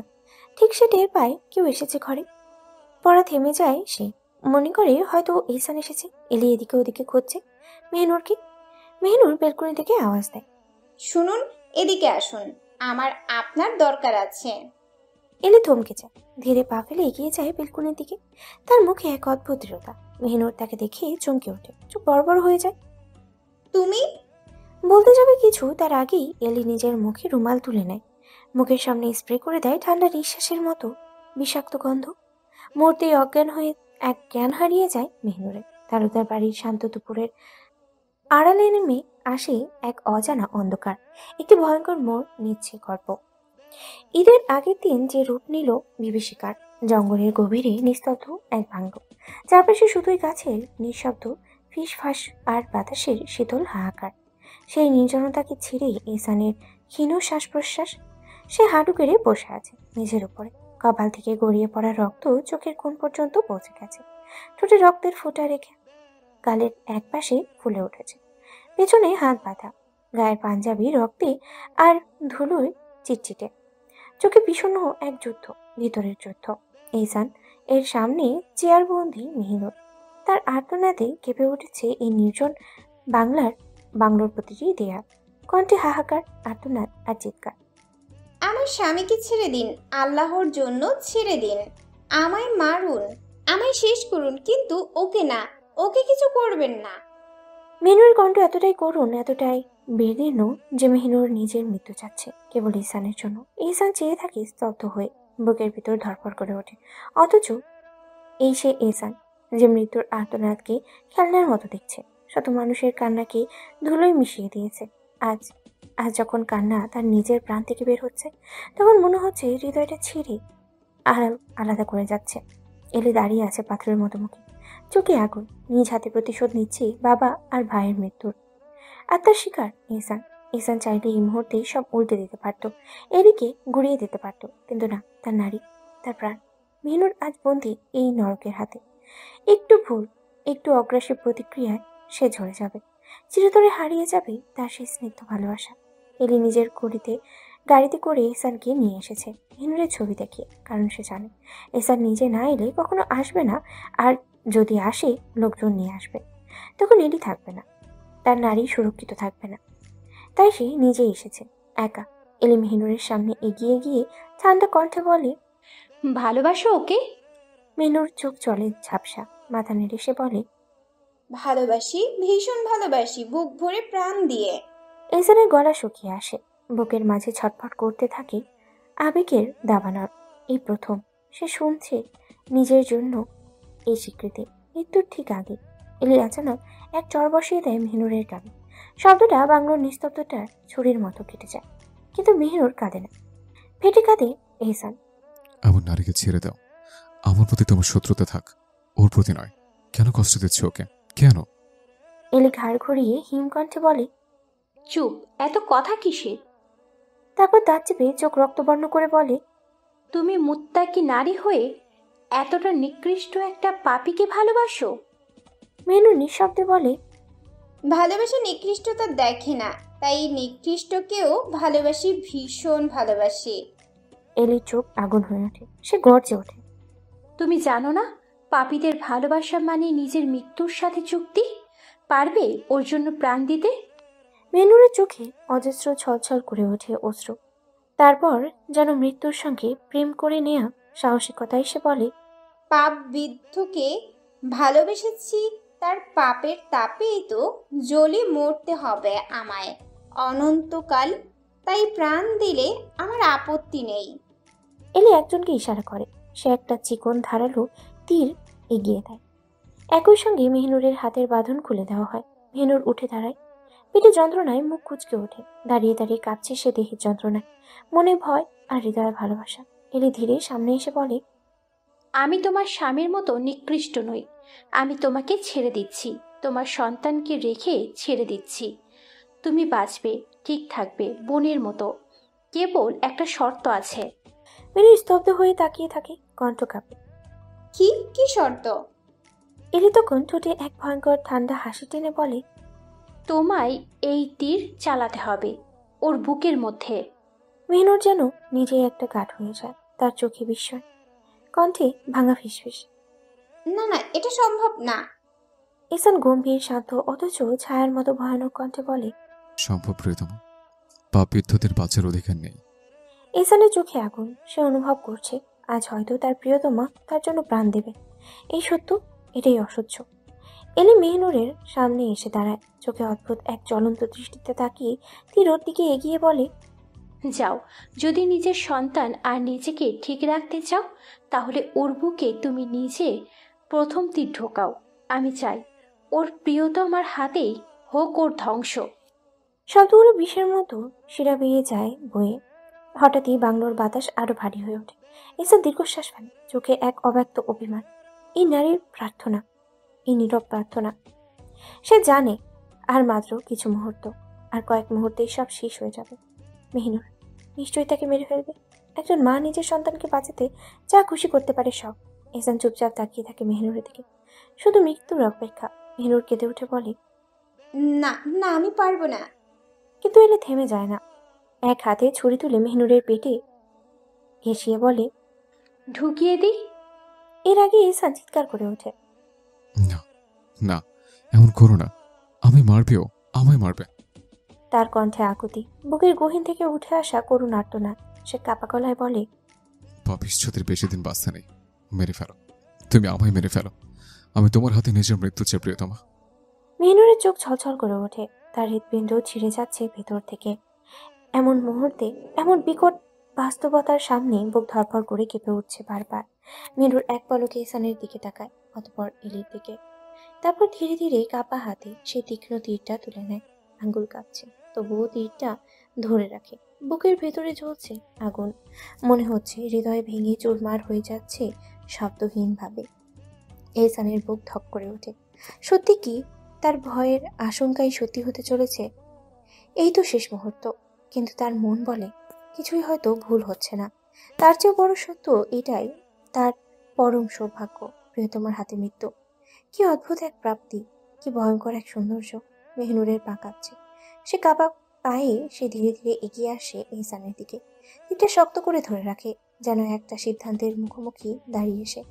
হয়তো এই মুহূর্তে সে নিজেকেই প্রশ্ন করছে বারবার, তুই কি পারবি? পারবি তাকে মেরে ফেলতে, যাকে ভালোবেসেছি জীবনের চেয়ে বেশি, যে মানুষটা তোকে তার পৃথিবী বলতো? তুই পারবি? এহসান অপলক দৃষ্টিতে তাকিয়ে থাকে মেহনুরের দিকে। তার চোখে এখনো ভাসছে সেই একরাশ মায়া, সেই নরম শীতলতা, যেন সে মৃত্যুকে নয় ভালোবাসার প্রতিমূর্তিকে দেখছে শেষবারের মতো। নিজের প্রিয় নারী, নিজের বেয়াদব নারী, নিজের আপন নারী, নিজের প্রিয়তমা, নিজের স্নিগ্ধময়ী, নিজের কবুতরের বাচ্চাটা। এই মুহূর্তে সবকিছু মিলেমিশে গেছে তার চোখে। এহসান ওর চোখ আটকে গেছে মেহনুরের রূপে সাদা গোল একটা ড্রেসে। আজ সে যেন কোনো অশরীরীর বেদনার প্রতিমা। বড় কোনো ওড়না নেই, তবুও এক বিশুদ্ধতা জড়িয়ে আছে তার চারপাশে। চারপাশে থাকা সব মেয়ের মাঝেও সে আলাদা। মনে হচ্ছে সে কোনো নিঃশব্দ যোদ্ধা, ভালোবাসা যন্ত্রণার দ্বন্দ্বে পুড়ে যাওয়া এক অগ্নিশিখা। ও সাদা পোশাকে আজ এক অপার্থিব সৌন্দর্য। কালো ঘন চুল আজ খোপা করে নেই, বরং হাঁটুর নিচ অব্দি ছড়িয়ে আছে। সেই চুলগুলো মৃদু বাতাসে দুলছে। মনে হচ্ছে ইহসানের হৃদয়ের শেষ স্পন্দনের সঙ্গে তাল মিলিয়েছে। আর সেই গোলাপি ঠোঁটজোড়া থাপড়ের চিহ্নে রক্তে রঞ্জিত, তবুও ভয়ঙ্কর সুন্দর, ভয়ানক কোমল, তীব্র এক সৌন্দর্যে মোড়া তার চোখ। সেই আঁখিজোড়া, সেখানে ইহসান হারিয়ে যেত বারবার। আজও আজও সেই তাতে হারিয়ে যাচ্ছে। কিন্তু এবার সে জানে এই হারিয়ে যাওয়া চিরকালের মতো হবে। মৃত্যুর সীমানায় দাঁড়িয়ে ইহসান হঠাৎ আলতো হেসে ফিসফিস করে ঠোঁট নাড়িয়ে বলে, আর আমার স্নিগ্ধময়ী নিজের স্নিগ্ধতে আমায় রাখাবে না, আর আমার প্রিয়তমা নিজের মায়াময়ী আঁখি দ্বারা আমার ন্যায় তাকাবে না, আর কখনো প্রিয় পুরুষ বলে জড়িয়ে ধরবে না। ওর কণ্ঠ স্তব্ধ হয়ে যায়, চোখ দুটো ছলছল করছে, হাসছে সে, কিন্তু সেই হাসি যেন শূন্য, যেন সমস্ত অনুভূতি অন্তিম সেই হাসির মধ্যেই লুকিয়ে আছে। মিনুরের হাত কাঁপছে, বুক ফেটে কান্না আসছে, কিন্তু সে নীরব। চোখ ফেটে জল গড়াচ্ছে, কিন্তু সে কেবল দাঁড়িয়ে আছে, হাতের তীর তার কলিজার দিকে তাক করা। এই মুহূর্তে দুটো মন একে অন্যকে ছিঁড়ে খাচ্ছে ভালোবাসার ভয়ঙ্কর পরিণতিতে। মিনুর ধীর পায়ে এগিয়ে আসে ইসানের সামনে দাঁড়ায়। চোখে শূন্যতা, মনে ঝড়। কাভা হাতে ধরা তীরটি সে উঁচু করে, যেন কোনো কঠিন সিদ্ধান্তের মুখে দাঁড়িয়ে আছে। কিছু মুহূর্ত নীরবতা, তারপর সেই তীরটি দূরে ছুঁড়ে ফেলে দেয়। হঠাৎই ঝাঁপিয়ে পড়ে ইসানের সামনে, দু হাতে শক্ত করে জড়িয়ে ধরে ইসানের গলা, যেন এই বুক ছাড়া আর কোনো আশ্রয় নেই তার। ঠোঁট ছুঁয়ে দেয় ইসানের গালে, কানে চিৎকার করে কাঁদতে কাঁদতে বলে, আমি আপনায় ঘৃণা করি না, আমি আপনায় ভীষণ ভালোবাসি, ভীষণ ভালোবাসি। আপনি পাপিষ্ট হলেও আমি আপনায় ভালোবাসি, আপনি নিকৃষ্ট হলেও আমি আপনায় ভালোবাসি, আমি আপনায় ভীষণ ভীষণ ভালোবাসি। মেনুরের প্রতিটি শব্দ যেন বুক চিরে বেরিয়ে আসছে, প্রতিটি বাক্যে জমে থাকা অশ্রু, প্রতিটি নিঃশ্বাসে অমোচনীয় যন্ত্রণা। এহসানের চোখেও জমে থাকা কান্না আর ধরে রাখা যায় না। টুকরে কেঁদে ওঠে এহসান, পুরুষের নাকি কাঁদতে নেই, কিন্তু আজ সে নিজেকে আর বাঁধতে পারছে না। সে নিজেকেই প্রশ্ন করে, এত ভালোবাসার কি সে আদৌ যোগ্য? নিজেকে কঠিন করে সে গলায় বলে, তুমি আমায় মেরে ফেলো, নয়তো ওরা তোমায় মেরে ফেলবে। মেনুর ওর গলা আরো জোরে জড়িয়ে ধরে, চোখ বেয়ে অশ্রু করায়, কিন্তু গলায় এক অদ্ভুত দৃঢ়তা। আমি বাঁচলে এহসান তালুকদারের সাথেই বাঁচবো, মরলে তার সাথেই মরবো। আমি নিজের অস্তিত্ব হারিয়ে কি নিয়ে বাঁচবো? পারবো না বাঁচতে আমি। এহসান হাওয়া করে কেঁদে ওঠে। জান, এমন করো না, মেরে ফেলো আমায়। মেনুর কেঁপে ওঠে, ওর চিৎকার যেন আকাশ কাঁপিয়ে দেয়। আমি পারবো না, আমি পারবো না, আমি কখনোই পারবো না, মরে গেলেও পারবো না। এহসান ফুপিয়ে কেঁদে ওঠে, নিজের জন্য নয়, নিজের বেগমার সন্তানের সম্ভাব্য মৃত্যুর জন্যই কান্না। এক অসহায় স্বরে বলে, তুমি না বলেছিলে পাপিষ্ঠদের ভালোবাসতে নেই, তাদের ঘৃণা করতে, তাহলে তুমি কেন আমার জন্য প্রাণ দেবে? মেনুরের চোখ দিয়ে অশ্রু গড়িয়ে পড়ে, তবুও ঠোঁট কাঁপে না, গলায় কাপড় নেই। পাপ বিদ্ধদের ভালোবাসা চাই, তাদেরও ভীষণ ভালোবাসা চাই। ফুপিয়ে আরো শক্ত করে এহসানকে জড়িয়ে ধরে বলে, পাপিষ্ঠদেরও ভালোবাসা যায়, তাদের ভালোবেসে প্রাণ অব্দিও দেওয়া যায়। আর প্রয়োজনে আমি মাহজাবিন মেহনুর আপনার জন্য নিজের প্রাণ দিয়ে দিই, তা প্রমাণ করে দিব। ঠিক তখনই এলি রেগে তেড়ে আসে, মেহনুরকে টেনে সরিয়ে নিতে চায়, কিন্তু মেহনুর এহসানের গলা ছাড়ে না। দুই হাত, বুক, চোখ সব কিছু দিয়ে আঁকড়ে ধরে থাকে তার প্রিয়তম পুরুষটাকে।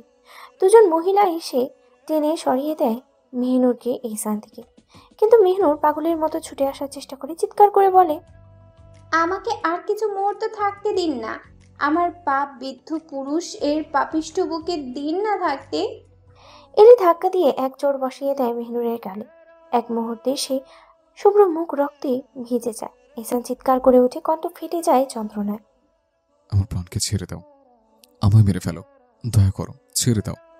এলি থমকে দাঁড়িয়ে তাকায়, তার চোখে চোখ রেখে ঠান্ডা স্বরে বলে, আমিও এইভাবে আকুতি করেছিলাম সেদিন, কিন্তু তোমরা শোনোনি। চারপাশ থমথমে, হাওয়া যেন হঠাৎ জমে গেছে, কেউ কথা বলে না, কারণ নিঃশ্বাসের শব্দ পর্যন্ত স্পষ্ট শোনা যায়। এলি দাঁড়িয়ে দৃঢ়ভাবে, ঠোঁটে খেলা করছে হিংস্র হাসি। তার চোখে নেই ভয়, নেই দ্বিধা, শুধু প্রতিশোধের দীপ্তি। সে ইশারা করে কাউকে, একজন ছায়ার মতো এগিয়ে এসে খুলে দেয় এহসানের বাঁধন।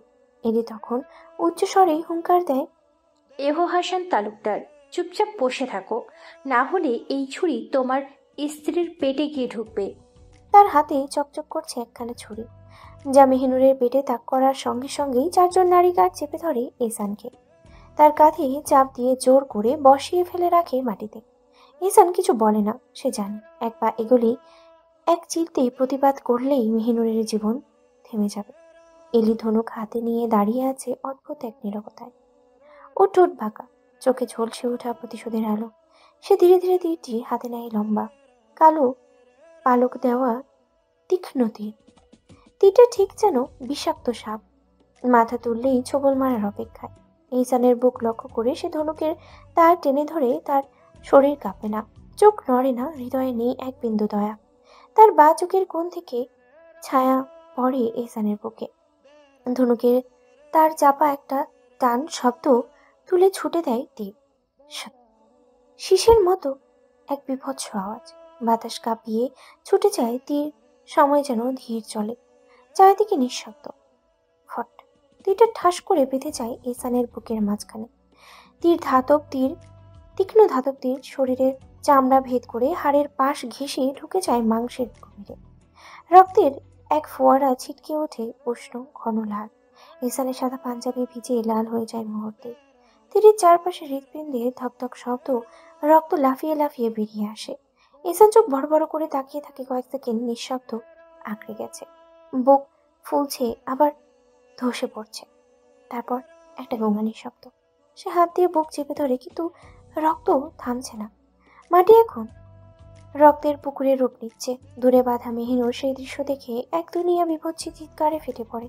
তার চোখ আকাশমুখী, বুক কাঁপছে কান্নায়। মেহিনুর কাঁপা গলায় বলে, ইয়া রব, আমার ইহসান, আমার অস্তিত্ব, আমার সব। হে আল্লাহ, হে আমার রব, আমি তো নিঃস্ব হয়ে যাচ্ছি। আপনি কোথায় ইয়া রব? আপনি কিছু করুন। দুজন গার্ড ওকে জোরে ধরে রেখেছে। সে ছুটে আসতে পারে না, তবুও শরীরের প্রতিটি শিরায় কাঁপন আর চিৎকার যেন আকাশ কাঁপায়। এসাদ তাকিয়ে থাকে মেহিনুরের দিকে। তীরে রাখা সেটা কিছুই না, এই নারী। এই মেহিনুরের কষ্টই তার বুক চিরে দিচ্ছে। সে বহু রক্ত দেখেছে, বহু মৃত্যু ঘটিয়েছে, কিন্তু এই প্রথম সে নিজে ভেঙে পড়েছে নিজের নারীর কান্নায়। তবু সে বসে থাকে, চোখে শুধুই মেহিনুর। এলে দাঁতে দাঁত চেপে দ্বিতীয় তীর ধরে। ধনুকের ধারে তীরটা গেঁথে শ্বাস নেয় একটা হিংস্র শ্বাস, তারপর ছড়ে মারে। দ্বিতীয় তীর ছুটে এসে ডান কাঁধে গেঁথে যায়। মাংস ছিঁড়ে ধাতব তীরটি হাড়ে ধাক্কা খায়। ধাস! এইসান কেঁপে ওঠে, ঝাঁকুনি খায়। মুখ থেকে গোঙানির মতো শব্দ বের হয়, কিন্তু এইসান চিৎকার করে না। চোখে এখনো আগুন। আঘাত নয়, তার মৃত্যু আসছে মেহিনুরের চোখের অশ্রু দেখে। তবুও শেষ হয়নি। এলি তৃতীয়বারের মতো টেনে ধরে ধনুক। তার মুখে ঠান্ডা হাসি। আজ তুই শুধু মরবি না, টের পাবি কেড়ে নেওয়ার কষ্ট। তৃতীয় তীরটি ছুটে আসে, মনে হয় মৃত্যুর শেষ বার্তা হয়ে। এহসানের ডান পাজরের নিচে খুব কাছ থেকে সেই তীর গিয়ে গেঁথে যায়। শরীরটা কেঁপে ওঠে একবার, তারপর হঠাৎ থেমে যায়। তীরটা এত গভীরে ঢুকেছে যে তীরের পেছনের অংশটা পর্যন্ত ঢুকে উঠেছে। এহসানের শরীর কেঁপে ওঠে আর মাটিতে লুটিয়ে পড়ে। চোখ খোলা, নিঃশ্বাস টলমল, হৃদয় একান্ত মেহিনুরের দিকে। এহসানের বুকে রক্ত, চোখে জ্যোৎস্নার মতো শেষ আলো, কিন্তু সে তাকিয়ে আছে একমাত্র মেহিনুরের চোখে, তার প্রাণত্যাগের আগের শেষ ঠিকানা। এদিকে মেহিনুর চিৎকার করছে, ছুটে আসতে চাচ্ছে, কিন্তু সে বন্দি, বাধা, ক্লান্ত। তার মুখ ভেসে যাচ্ছে চোখের জলে। সে বলতে পারে না আর কিছুই, কেবল ফুপিয়ে ওঠে, আমায় মেরে ফেলুন, আমার ইহসানকে নয়। এলি এবার এগিয়ে আসে মেহিনুরের দিকে। তার হাতে একখানা ছুরির ধাতু, হালকা বাঁকা, সুচালো। ছুরির ধার চকচক করে ওঠে আলোতে, যেন জানে সে কোনো মাংস কেটে দিতে চলেছে। মেহনুরের মুখে কান্না, ভয় জমা চিৎকার, কিন্তু তার চোখে তখনও আশার তীক্ষ্ণ আলো, যেন এখনো কিছুই বাকি। এলি এক মুহূর্ত থামে, তারপর এক নিঃশ্বাস ছাপ দেখার আগেই ছুরিটা চলে যায় মেহনুরের পেটে। মাংস কেটে যাওয়ার আওয়াজ, চামড়া ফেটে যায়, পেশি ছিঁড়ে যায়। মেহনুর চিৎকার করে ওঠে, একটা গলা ফাটানো আহ মেহনুরের মুখ দিয়ে বের হয়। শরীর ফলা তার শরীরে ঢুকে 1 ইঞ্চি, 2 ইঞ্চি, 3। মেহনুর হা করে নিজের হাতে পেট চেপে ধরে, কিন্তু কিছু থামাতে পারছে না। রক্ত গড়িয়ে পড়ছে গায়ের নিচে। মেহনুরের সাদা পোশাকে ছড়িয়ে পড়েছে লাল দাগ, প্রথমে ফোঁটা, তারপরে স্রোত। কেঁপে উঠছে গায়ে প্রতিটি শিরা, কাঁপছে যন্ত্রণা। মেহনুর চোখ দিয়ে কান্না নয়, রক্ত মিশে যাচ্ছে সাদা চোখের কণিকায়।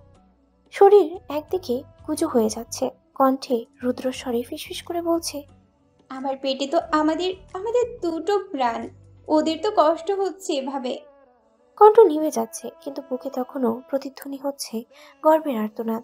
এহসান কেঁপে ওঠে, ওর চোখে এখন শুধু পাগলামি। এহসান গর্জে ওঠে, ইয়া আরশের মালিক, হে আমার রব, আপনি কেমন ভাবে আমার বাপের শাস্তি দেবেন? আমার নারীকে রক্ষা করুন। ওর ভেতরে তো আমাদের তুই অস্তিত্ব লুকিয়ে আছে। মাবুদ, ওকে রক্ষা করুন। কিন্তু আফসোস, ওর পাপী অস্তিত্বের কারণে আজ ধ্বংস হয়ে গেল ওর পবিত্র অস্তিত্বগুলো। কিন্তু কিছুই থামে না, রক্ত ঝরে আর সময় থেমে যায়।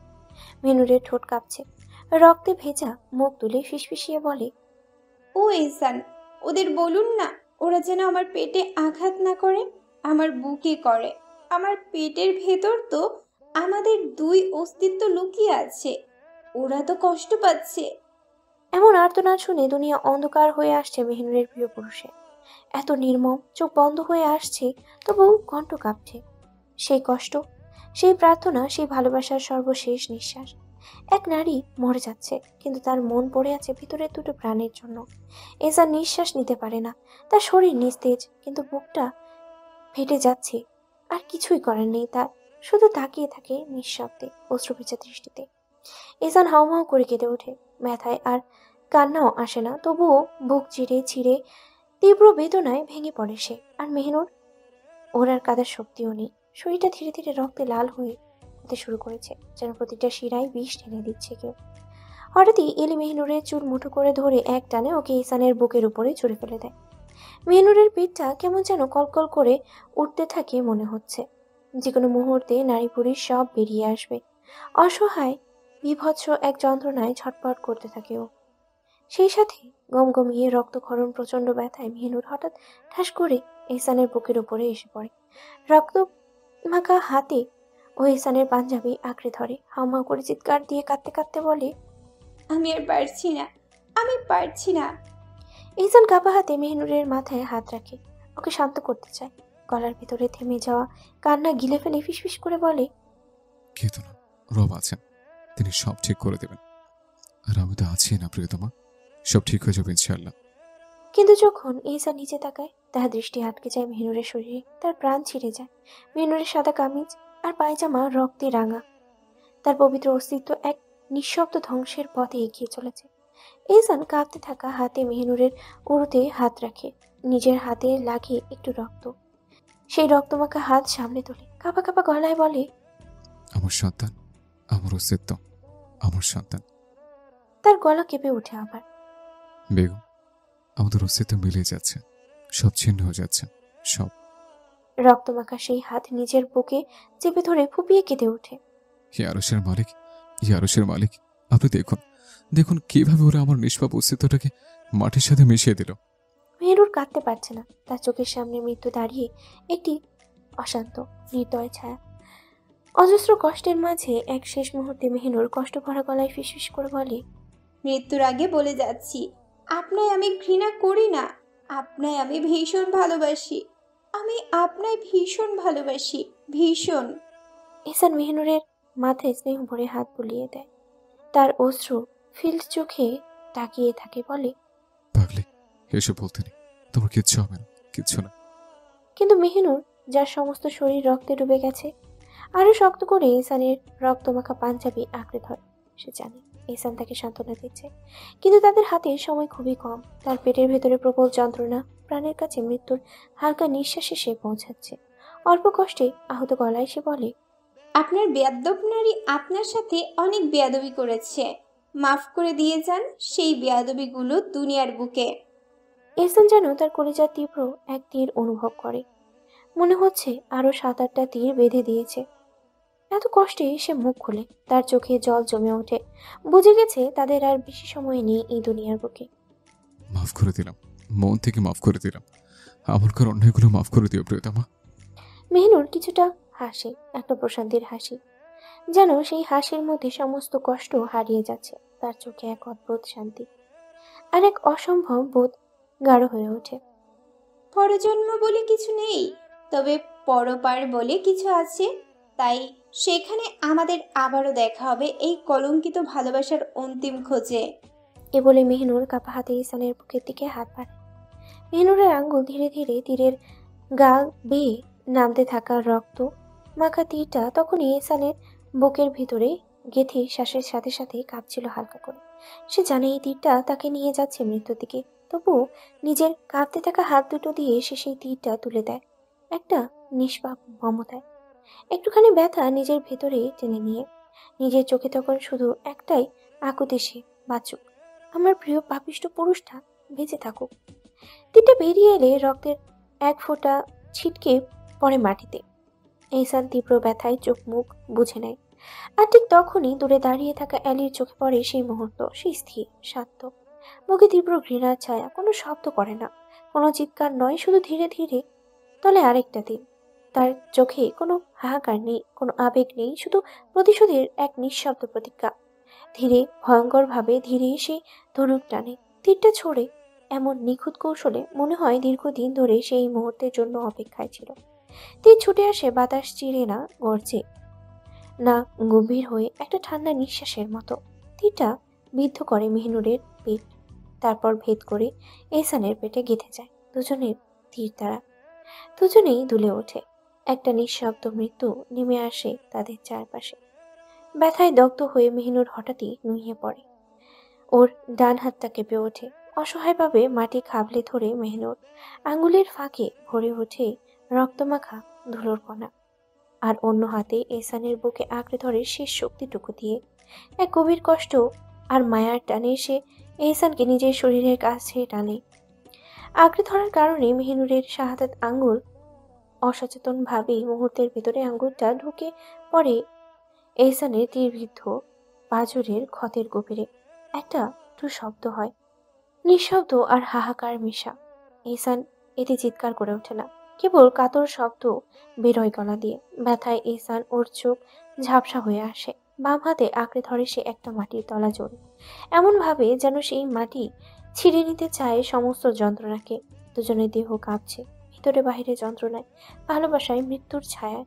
মেহনুর দম নিয়ে কালেমা পড়ে নেয়, তারপর এক দীর্ঘ প্রশান্তির শ্বাস ফেলে। মনে মনেই বলে, আমি মারা যাচ্ছি, তবে প্রমাণ রেখে যাচ্ছি পাপিষ্ঠদেরও ভালোবাসা চাই, তাদের দহনে পুড়ে যাওয়া চাই, তাদের ভালোবাসে প্রশান্তির চিরনিদ্রা গ্রহণ করা চাই। মৃত্যুর ছায়ায় সে জড়িয়ে ধরে থাকে, অন্তর ডুকরে কেঁদে উঠে বলে, না হতে পারলাম মা খাদিজার মতো দিনদার আর স্বামী ভক্ত, না হতে পারলাম মা ফাতেমার মতো পর্দনশীল আর সংসারী, না হতে পারলাম মা মরিয়মের মতো পবিত্র, না হতে পারলাম মা আয়েশার মতো জ্ঞানী, আর না ছিল তোমার মধ্যে বিবি আসিয়ার মতো ইমানি শক্তি। আজ আমি এক লজ্জিত মুসলিম নারী হয়ে বিদায় নিচ্ছি এই দুনিয়ার বুক থেকে। এহসান বুঝতে পারে তার প্রাণের, তার ভালোবাসার শেষ ঠিকানা খুব শীঘ্রই বিদায় নিচ্ছে। এহসান কাপা হাতে নিজের আপন নারীর মাথায় হাত বুলিয়ে দেয়, কাতর গলায় বলে, ঘুমিয়েছ প্রিয়তমা, চিরতরে। আমার এই পাপিষ্ঠ পাঁচরে আবারও দেখা হবে, বড় পারে, নতুন কোন অধ্যায়ের সূচনা নিয়ে। আর কিছু বলতে পারে না এহসান, আর কিছু ভাবার শক্তি নেই মেহিনুরের। তবু মেহিনুরের খুব ইচ্ছে হচ্ছে এটা বলার। পরপরে আমার মুখোমুখি হলে দাঁড়ালে পাপ মুক্ত হয়েই দাঁড়াবেন, নয়তো নয়তো আমার মুখোমুখি হবেন না। মেহিনুরের চোখের পাতা নিভে আসে, কানে ভাসে, তোমার প্রতি আমার ভালোবাসা যদি কলঙ্কের হয়, তবে এই কলঙ্কে আমার জন্য চিরন্তন। তোকে আমি ভীষণ ভালোবাসি, ভীষণ। বেয়াদব নারী, আর করিস না বেয়াদবি, থাকুক না তোমার আমার ভালোবাসা কলঙ্কে আর পাপে ঘেরা। কিন্তু আর কিছু বলতে পারে না মেহিনুর, শুধু ঠোঁট কেঁপে ওঠে একটুখানি, তারপর স্তব্ধ। দম বেরিয়ে যায় চিরতরে, ঠিক যেমন সে তাহাজ্জুদের দীর্ঘ রাতগুলোতে কেটে কেটে চাইতো। আল্লাহ, আমার মৃত্যু যেন হয় আমার পাপিষ্ঠ প্রেমিকের বুকে। হয়তো আল্লাহ কবুল করে নিয়েছে তার সেই কান্না ভেজা মিনতি, হয়তো তার চোখের পানি রবের পছন্দ হয়েছে, তাই তো আপন পুরুষের আপন বুকে তীরের আঘাতে সে শেষ হলো। চিরনিদ্রা নিল ভালোবাসার কবর ঘরে, রক্তমাখা বুকে মুখ গুজে। এহসানের শ্বাস ক্রমশ ভারী হয়ে উঠছে, তীর বিঁধেছে শরীরে, রক্ত ঝরছে, কিন্তু সে তাতে কষ্ট পাচ্ছে না। তার যন্ত্রণা অন্যখানে। প্রিয়তমার এই ভয়ঙ্কর মৃত্যু তাকে ছিন্ন ভিন্ন করে দিচ্ছে। আজ সে বুঝতে পারছে নিজের ভুলগুলো, বুঝতে পারছে যে একদিন একজন মুত্তাকি বান্দা হতে চেয়েছিল, যে আল্লাহর ইবাদত করত, সবকিছু আল্লাহর জন্যই করত, সেই ব্যক্তি একদিন ক্ষমতার লোভে পড়ে নিজের অন্তর কলুষিত করেছে। আল্লাহর নামে পাপকে নির্মূল করতে গিয়ে নিজেকেই পাপী করে উঠিয়েছে, নিজেই ভয়ঙ্কর হয়ে গেছে। এটাই হয়তো আল্লাহর দুনিয়ায় দান করা বিচার, এই নিষ্ঠুর হাড় ভাঙা ফল। আমি জানতাম আল্লাহর আযাব কত ভয়ঙ্কর, আর আয়াত পড়তাম প্রতিদিন। তবু কেন আমি ভুললাম, তবু কেন করলাম পাপ? ইহসান কাঁপতে থাকা শরীরে বুঝতে পারে তার অন্তর পড়ছে তীব্র অনুশোচনায়, ভয়ঙ্কর আত্মগ্লানিতে। আজ সে জানে যারা জেনে পাপ করে তারা মুনাফিক, আর সে যে আমাকেও ক্রাশ করেছিল, তাই ভয়াবহ পরিণাম। ঠিক তখনই ইহসানের কানে ভেসে ওঠে সেই ভয়ঙ্কর আয়াত, যে আয়াত সে একদিন নামাজে কাঁদতে কাঁদতেই পড়ত। অবধারিত ধ্বংস তাদের জন্য, যারা নামাজ তো পড়ে কিন্তু তারা তাদের নামাজের অমনোযোগী। তার গলা ফেটে যায়, হাহাকারে ডুবে যেতে যেতে উচ্চারণ করে, হে আমার রব, এত দেরি করে বুঝলাম কেন? তুমি তো আগে সাবধান করেছিলে। আমি তো জানতাম, তুমি কেন শোনেনি? তার কণ্ঠস্বর তখন আর্তনাদে ভেঙে পড়ে। একটা তীব্র কষ্টে মোরা আত্মচিৎকার উঠে আসে তার বুক ফুঁড়ে। হে আল্লাহ, আমি পাপ করেছিলাম, কিন্তু তুমি তো গাফফার। কেন আমার এই অন্তিম মুহূর্তে তুমি আমার প্রিয়তমাকে কেড়ে নিলে? তার দৃষ্টি ঘোলাটে হয়ে আসে, শরীর ঝিমিয়ে ওঠে। তবু মেহিনুরের নিথর মুখের দিকে তাকিয়ে সে যেন বলতে চায়, আমার সমস্ত অনুতাপ, সমস্ত আত্মসমর্পণ এখন তোমার বুকে জমা রইল। পরে পরে যদি দেখা হয়, আমার মুখোমুখি হবে তো? কিন্তু তার প্রিয়তমা আর কথা বলে না। কালেমা পড়ে নেয় ইহসান। ইহসান দীর্ঘশ্বাস নেয়, কিন্তু আর ফেলতে পারে না। প্রাণটা যে নেই। আপন নারীকে আত্মার আগুলে জড়িয়ে ধরে চিরনিদ্রায় ডুব দেয় ইহসান তালুকদার। এর যে সুন্দর পূর্ণতা আর কেমন হতে পারে? প্রিয়জনকে আঁকড়ে ধরে পাড়ি জমানো সেই অনন্ত পরপারে। এ যেন প্রেমের পরিণতি, ভালোবাসার চূড়ান্ত বিস্তার। তারা ভাগ্যবান। নিঃসন্দেহে কারই বা হয় এমন মৃত্যু? কজনই বা রোজা অবস্থায় প্রাণ ত্যাগ করে, আর কজনই বা প্রিয় মানুষটির সাথে দুনিয়ার বন্ধন ছিন্ন করে চিরন্তরের দিকে যাত্রা করতে পারে? তারা বেড়েছে, তারা পূর্ণতা পেয়েছে। তারা এক ধরনের দেহে নয়, আত্মায় চিরতরে। প্রত্যেক প্রাণীকে মৃত্যুর স্বাদ তো গ্রহণ করতেই হবে, এটাই তো বিধাতার নিয়ম। কিন্তু কজনই বা পারে সেই মৃত্যুকে এভাবে পরিপূর্ণ করে তুলতে? মেহনুর ভাগ্যবতী, কারণ সে নিজের স্বামীর বুকে প্রাণ ত্যাগ করেছে। এ যেন ভালোবাসার চূড়ান্ত অর্ঘ্য। শেষ পর্যন্ত তারা একসাথে, একটি হৃদয়ে থেমে যাওয়া দুইটি স্পন্দন। এটিরই নাম অমর প্রেম। আকাশটা আজ বড়ই নরম। সূর্যটা ঢলে পড়েছে পশ্চিমে। আলোটা আর তেমন তীব্র নয়, স্নিগ্ধ শান্ত এক রং ছুঁয়ে যাচ্ছে চারিদিকে। ছাদের এক কোণে চুপচাপ বসে আছে মেহেরাজ, কোল জুড়ে মেহেরু। এর 1 বছরে ছোট্ট ছেলে মেহরাব। নরম ত্বক, গভীর চোখ, চেনা মুখশ্রী। দেখলেই বুকটা কেঁপে ওঠে তার। মেহেরাজ তাকিয়ে থাকে সামনে, যেখানে বিকেলের রোদে 4টি শিশুময় দৌড়াচ্ছে প্রাণপণে। তার 4 বছরের যমজ ছেলে হেবাব সিদ্দিক মুসা আর মাহাতাব সিদ্দিক মাহবুব। 2 ভাই যেন ছোট 2 ঝড়। পাথরের টুকরো দিয়ে বানিয়েছে নিজেদের রাজত্ব।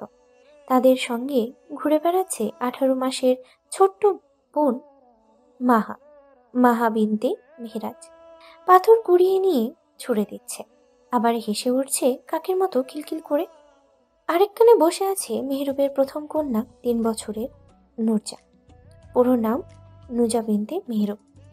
চোখে উদাস নিরীক্ষা, কিন্তু ঠোঁটে হাসির ছায়া। সে শুধু চুপ করে বসে থেকেও আলোর ছোঁয়ায়। 4টা প্রাণ, 4টা নিঃশ্বাস। আর সে কোল জুড়ে মেহরাবকে আগলে নিঃশব্দ পাহারাদার হয়ে বসে আছে। আসরের নামাজের পর সে সোজা হাসপাতাল থেকে এখানেই চলে এসেছে। এই ছাদে বসে থাকাটা তার একটা পুরনো অভ্যাস। যখন ছোটবেলায় তার পাশে থাকতো মেহরুব, কোলে থাকতো মেহনুর। আজ মেহনুর নেই, কিন্তু তার ছায়াগুলো আছে।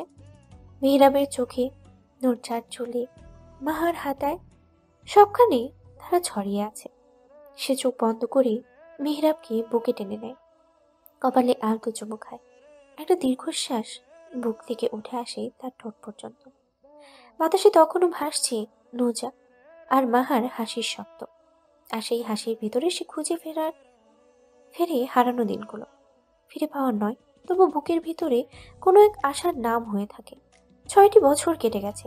শহর উল্টে তল্লাশি চালানো হয়েছিল সেদিনের পর থেকে। মেয়র এহসান তালুকদার আর তার স্ত্রী মেহনুরের কোনো খোঁজ পাওয়া যায়নি। ভাবি বা কি করে এলে যে নিজ হাতে তাদের মাটি চাপা দিয়ে রেখেছে সময়ের নিচে, নীরবতায়, নিঃশব্দ চিৎকারের ঘরে। তালুকদারদের বাড়িতে আজও কেউ কেউ আশায় থাকে একদিন হয়তো ফিরে আসবে এহসান আর মেহনুর। একদিন হয়তো দরজায় কড়া নাড়বে আমাদের হারিয়ে যাওয়া প্রাণগুলো। কিন্তু সে আশার আলোর কাছে বারবারই হেরে যায় সময়। এহসানের বাবা মা কেউ আর বেঁচে নেই। এহসানকে না পাওয়ার যন্ত্রণায় একদিন হৃদয় ভাঙা হয়ে চলে যায় এনিসা বেগম। আর তার মৃত্যুর কিছুদিন পরেই মনিরুল সাহেবও পৃথিবী ছেড়ে বিদায় নেন নিঃশব্দে। যে সমস্ত কালোবাজারি ব্যবসার সঙ্গে এহসান জড়িয়েছিলেন সেগুলোর শেষ টানে জয়নাল আর হাসিব। তাদের জানা হয়ে গিয়েছিল এহসান আর নেই, তবুও ছোট তালুকদার বাড়ি আজও অপেক্ষায় থাকে মেহনুরের জন্য। একটি অনাহুল অপেক্ষা, যার শেষ নেই, নেই কোনো শুরু। এসে সবকিছু মেনে নিয়েছে ঠিকই, তবে প্রিয় বান্ধবীকে হারানোর সেই তীব্র যন্ত্রণা, তা কাউকে বোঝানো যায় না, বলা যায় না। মেহরুব আর মেহেরাজ প্রতিদিন বলে থাকার চেষ্টা করে তাদের সেই ছোট্ট মেহিনুরকে, কিন্তু রক্তের টান কি আর মুছে যায়? তাদের হৃদয়ে এখনো সেই অনুরণ বাজে। একদিন ফিরে আসবে সে, একদিন। তাহাজ্জুদের মোনাজাতে কত রাত যে কেঁদে কেঁদে প্রার্থনা করেছে তারা। হে রব, আমাদের ছোট্ট পরীটাকে ফিরিয়ে দাও। মোস্তফা সাহেবও আর বেঁচে নেই। মনিরুল সাহেবের মৃত্যুর পর তিনিও চলে যান। এনিফা বেগম আছেন, তবে অসুস্থ। শুধু মাঝারুল সাহেব এখনো মেয়ের শোকে কাতর হয়ে বোকার মতো প্রতিদিন বড় তালুকদার বাড়িতে এসে খোঁজ নেয়। মেহনুর এসেছে? সেদিন ঈদের মার্কেট থেকে ফিরে তারা পেয়েছিল কেবল দুজন কাজের লোক। অনেক জিজ্ঞেস করেও কিছু জানতে পারেনি কেউ। অনেক অনেক খোঁজা হয়েছিল সারা শহরের অলিতে গলিতে। এহসানের লোকজন, পুলিশ, গোয়েন্দা সবাই মিলেই খুঁজেছে, কেউ পায়নি কোনো হদিস। সেদিন হাহাকার তুলে কেঁদেছিল জনতা। এহসান তালুকদারকে ফিরে পাওয়ার জন্য রাস্তায় আন্দোলন পর্যন্ত হয়েছিল, কিন্তু সব নিরর্থক। কয়েক মাস পর সব থেমে যায়, শুধু তালুকদার পরিবারের হৃদয়ের ব্যথাই থেমে থাকেনি। ইমরান এখন মেয়রের আসনে। ভাইয়ের সব হারাম কাজকর্ম গুড়িয়ে দিয়েছে তিনি। যা হালাল ছিল তা নিজ হাতে সামলাচ্ছে দুই ভাই। মেহেরাজের চোখে পানি জমে আসে। সে তো এমন করে কোলে বসিয়ে রাখতো তার ছোট্ট মেহিনুরকে। কথা তো ছিল এখন তার ভাগ্নে ভাগ্নি আসবে, কোলে বসে হাসবে, খেলবে। তবে কোথায় গেল তারা? কেন হারিয়ে গেল এহসান তালুকদার আর তার ছোট্ট বোন? কেন ফিরল না তারা? কেন? মেহেরাজ চোখ মুছে নেয় ধীরে, নীরবে। আকাশের দিকে তাকিয়ে থাকে একরাশ হাহাকার নিয়ে। ঠিক তখনই এসে এসে দাঁড়ায় চায়ের কাপ হাতে। চা এগিয়ে দিয়ে নিজের হাতে মেহেরাবকে কোলে তুলে নেয়। ছোট্ট গালে ঠোঁট ছুঁয়ে আদর করে বলে, কত শান্ত আমার কলিজাটা। এমন শান্ত যদি আমার তে নাজাচিল হতো কতই না ভালো হতো। মেহেরাজ মুচকি হেসে বলে, যেমন মা তেমন তো বাচ্চা হবেই। ঈশার চোখ রাঙিয়ে বলে, নিজের তো সামাই দিচ্ছ, তোমার ছেলে মেয়ে তো সব তোমার মতো হয়েছে। তারপর হঠাৎ থেমে যায়। মেহেরাজের চোখের দিকে ভালো করে তাকিয়ে বুঝে যায় যে সে কাঁদছিল। প্রতিদিনই এটা হয়। নরম স্বরে জিজ্ঞেস করে, কাঁদছিলে মেহিনুরের জন্য, তাই না? মেহেরাজের বুকটা ধক করে ওঠে। মেহনুরের নাম শুনলেই হৃদয়টা ছ্যাদ করে ওঠে। সে চোখের পানি মুছে ফেলে, বলে, রক্তের টান, তাই তো ভুলে থাকতে পারি না। মনে হয় ও এখনো কোথায় আছে। এসে চুপ হয়ে যায়। নিজেও তো পুড়ে পুড়ে একসময় নিঃশব্দ হয়ে গেছে। নিজেকে শক্ত করে বলে, মনে রেখো আমাদেরও একদিন যেতে হবে। মেয়েরাজ হালকা কাপা গলায় বলে, যদি অন্তত আমার বোনটার লাশটা দেখতে পেতাম, তাও তো নিজেকে সান্ত্বনা দিতে পারতাম। এসব মাহা আর নুজাতিকে তাকিয়ে বলে, দেখো তোমার মেহিনুর আমাদের মাহা আর নুজার মধ্যে বেঁচে আছে। রবতে ঠিক ফুপির মতো করে পাঠিয়েছে আমাদের কোলচুরি। মেহেরাজ এক চিলতে হাসে। হ্যাঁ, একদম আমার ছোট্ট পরীর মতো।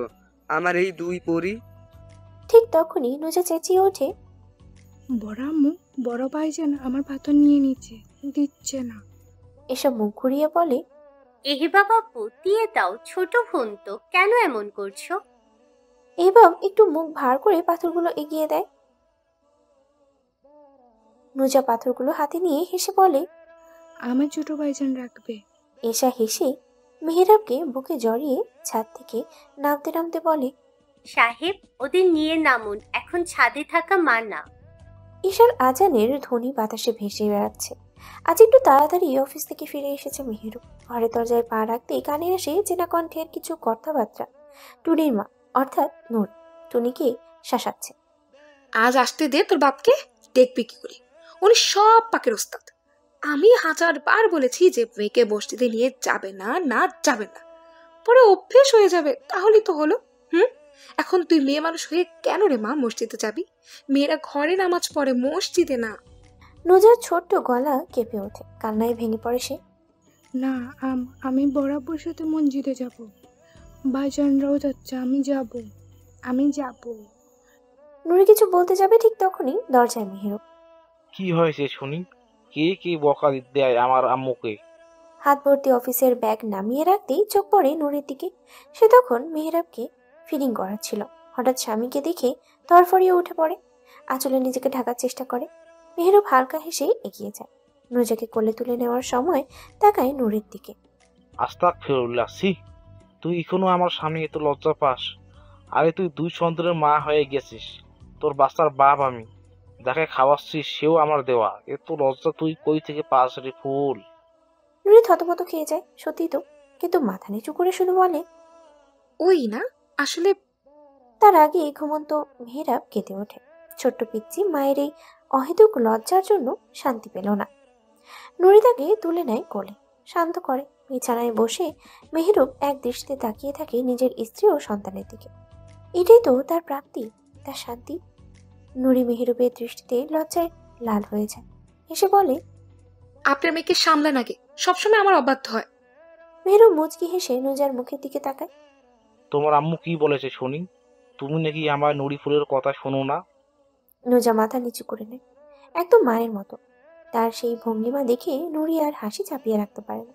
নুজা নরম গলায় বলে, আপনার নুরি ফুল আমায় শুধু বকেন। মেহরুব হেসে তার ছোট্ট গালে চুমু খায়। আমার নুরি ফুল এমনই, নিশ্চয়ই কিছু করেছো, তাই বকা খাও। নুরি একটু কড়া স্বরে বলে, আপনার মেয়ে মসজিদে যেতে চায় এসার সময়ও, আর গিয়ে এহবাব আর মাহতাবের সাথে দুষ্টুমি করে, নামাজ ফেলে দেয়। নুজা মাথা নিচু করে ফিসফিসিয়ে বলে, আর এমন হবে না বরাবর নুরি ফুল, আপনি আমায় যেতে দিন না মসজিদে। নুরি এবার উঠে দাঁড়ায়, কণ্ঠ কঠিন। আমি বলেছি যখন না তখন না, তুমি এখন থেকে ঘরে নামাজ পড়বে। তারপর মেহরুবের দিকে তাকিয়ে হুঁশিয়ারি দেয়, আর আপনি যদি ওকে নিয়ে যান মসজিদে তাহলে দেখবেন আমি কি করি। মেহরুব হাসে, ঠোঁটে একরকম ঘায়েল দৃষ্টি। তুই দেখতে চাইলে এই মুহূর্তে দেখতে পারিস, আমার কোনো আপত্তি নেই। নুরি রেগে গিয়ে বলে, 2 বাচ্চার বাবা আপনি, একটু মুখে লাগাম দিন, তাড়াতাড়ি গোসল করে নিন, খাবার দিচ্ছি। মেহরুব হেসে উঠে শুরু বলে, জি, হুকুমের দাস আমি।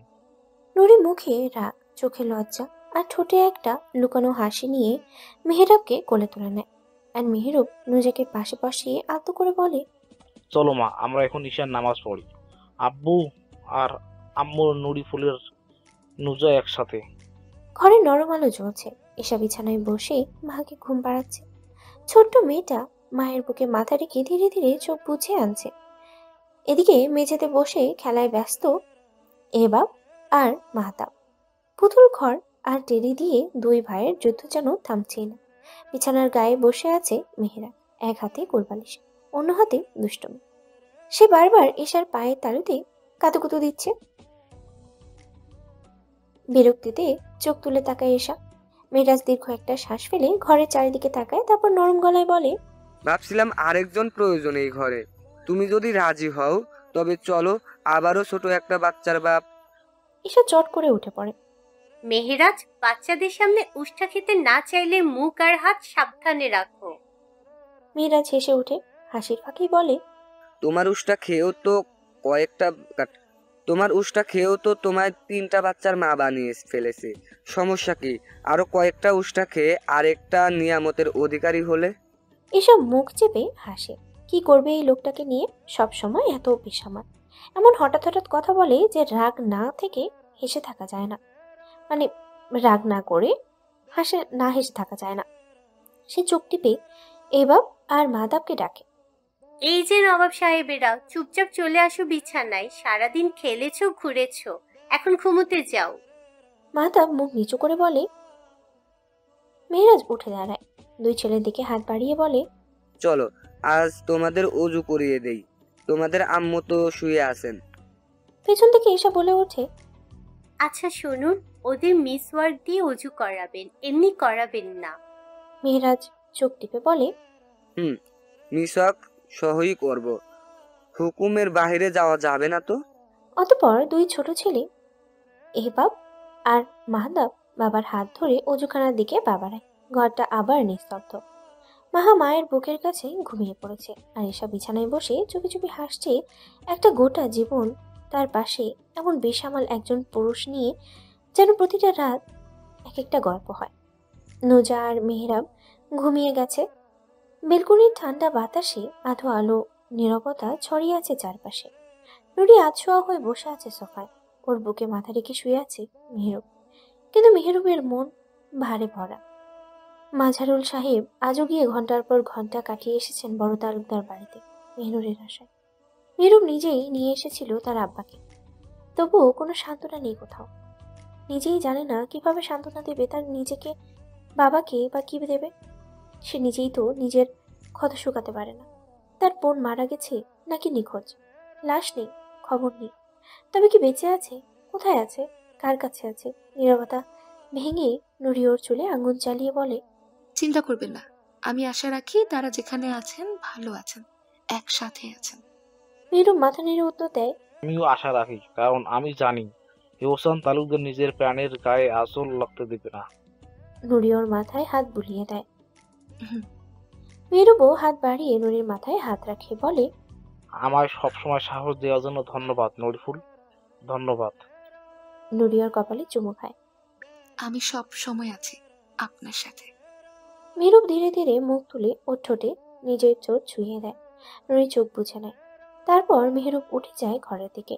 নুরিও উঠে বসে, নিজেকে গুছিয়ে নেয়। তবুও তার মনে একটা অস্বস্তি, একটা কথার বোঝা। নীরবতা ভেঙে ও ডাক দেয়, মেহরুব ভাই। ভাই শব্দটা শুনে মেহরুব দাঁত চেপে তুলে দেখায়, চোখে একরাশ অভিমান, কণ্ঠে বিষাদ। তোর বাচ্চারা আমায় বাপ না ডেকে মামা ডাকবে বলিস, আর আমি তোর ভাই, তাই না? লজ্জায় অপমান বোধে নুরি নিজের মুখ নিজেই থাপ্পড় মারে। সরি মেহরুব, আমার একটা কথা বলার ছিল। ওর গলা শুকিয়ে আসে, কি বলবে বুঝে ওঠে না। অবশেষে উঠে দাঁড়ায়। মেহরুব তাকিয়ে থাকে, এই মেয়েটা এত ভীতু কেন? নুরির সামনে এসে দাঁড়ায়, চোখ বন্ধ করে বলে, আপনি আপনি আবারও নিয়ামতের অধিকার হতে যাচ্ছেন। মেহরুব থমকে যায়, কণ্ঠ কাঁপে। তুই প্রেগন্যান্ট? নুরি মাথা নাড়ে। হ্যাঁ, অনেকবার টেস্ট করেছি। মেহরুব খুশিতে মুখ চাপা দেয়, উচ্চারণ করে। তারপর নুরির সামনে হাঁটু গেড়ে বসে ওর পেটে কান লাগিয়ে বলে, নুরিফুল, তোকে তোকে অনেক অনেক ধন্যবাদ আমায় আবার নতুন করে বাবা ডাক শোনার সুযোগ করে দেওয়ার জন্য। নুরি ওর মাথায় হাত বুলিয়ে বলে, সব তো ঠিক আছে, কিন্তু আমাদের মেহরাব তো ছোট, আমাদের উচিত হয়নি এখন। মেহরুবকে শক্ত করে জড়িয়ে ধরে। আল্লাহ যখন প্রাণ দেন তখন বাঁচার সব ব্যবস্থাও দেন নরিফুল, সব আল্লাহর রহমত। নুরি মুচকি হাসে। মেহরুব ওকে নিয়ে আবার বসে যায় সোফায়। নুরি বলে, সবাইকে বলবো? মেহরুব ওর কপালে ঠোঁট ছুঁয়ে দেয়। আগামীকাল মিষ্টি বা খেজুর এনে সবাইকে বলবো। নুরি মেহরুবের বুকে মাথা রাখে, শান্তি খুঁজে পায়। কয়েক মুহূর্ত কেটে যায়। হঠাৎই নুরি বলে, একটা সত্যি কথা বলি আপনাকে। মেহরুব বলে, নুরি ওর বুক থেকে মাথা তুলে দাঁড়িয়ে আঙ্গুল বুলিয়ে দিয়ে বলে, আমাদের বিয়ের মানে প্রথমবার বিয়ের আগে আমি আপনাকে ভালোবাসি নিবেদন করতে নিচ্ছিলাম, বোকার মতো বান্ধবীদের উৎসাহে। মেহরুব ভ্রুকুচকে বলে, তারপর করলি না কেন? দিতাম দুই একটা থাপ্পড়। নুরি মুখ বাঁকিয়ে বলে, এই এসেছেন থাপ্পড় মারতে? আপনাকে নিবেদন করলে থাপ্পড় দিতেন? মেহরুব ওর গালে দাঁত বসিয়ে দেয়। করলি না কেন বল? নুরি দীর্ঘশ্বাস ফেলে বলে, আমি সেদিন এক ওয়াজে শুনেছিলাম, যে নারী হারাম সম্পর্কে জড়ায় কিয়ামতের দিন তার বুকের স্তনের মাঝে পেরেক মেরে ঝুলিয়ে রাখা হবে। ভয়ানক কথা শুনে মেহরুবের শরীর কেঁপে ওঠে। নুরির গায়েও ঠান্ডা শিহরণ। নুরি বলে, মেহরুব মুচকি হেসে নুরির গলায় মুখ গুজে দেয়। নুরি হেসে ওঠে। ইলি এখন মার্কিন জেলে পড়ছে। এহসানের হত্যার পর সে নিজের দেশে ফিরে এসেছিল। দেশে ফিরে সে আবারও ড্রাগস ব্যবসায় জড়িয়ে পড়ল, যা সেই আগেই করত। সে এক একটি গ্যাংয়ের সাথে যুক্ত হয়ে এই অন্ধকার জগতে পা রাখে। কিন্তু 2 বছর পর একটি ডিলের সময় সে পুলিশের হাতে ধরা পড়ে। এখন সে মার্কিন জেলের অন্ধকারে, যেখানে প্রতিটি দিনই এক অনবরত যন্ত্রণার মতো। মার্কিন জেলগুলো এমনই যে সেখানে মানুষ শুধু শারীরিক নয়, মানসিকভাবেও ধ্বংস হয়ে যায়। এর জন্য জেল এখন এক নরক, যেখানে সে তার অপরাধের শাস্তি ভোগ করছে। শেষ পাতা। অবশেষে সবাই নিজ নিজ জীবনে ফিরে গেছে। পূর্ণতায় সবাই পূর্ণতা পেল। এহসান আর মেহনুর, তারা এখন একসাথে ঘুমিয়ে আছে নীরব এক কবরে। শান্তিতে না আজাবে তা একমাত্র রাব্বুল আলামিনই জানেন। এহসান আর মেহনুর পেল পূর্ণতা, এক শ্রেষ্ঠ পূর্ণতা।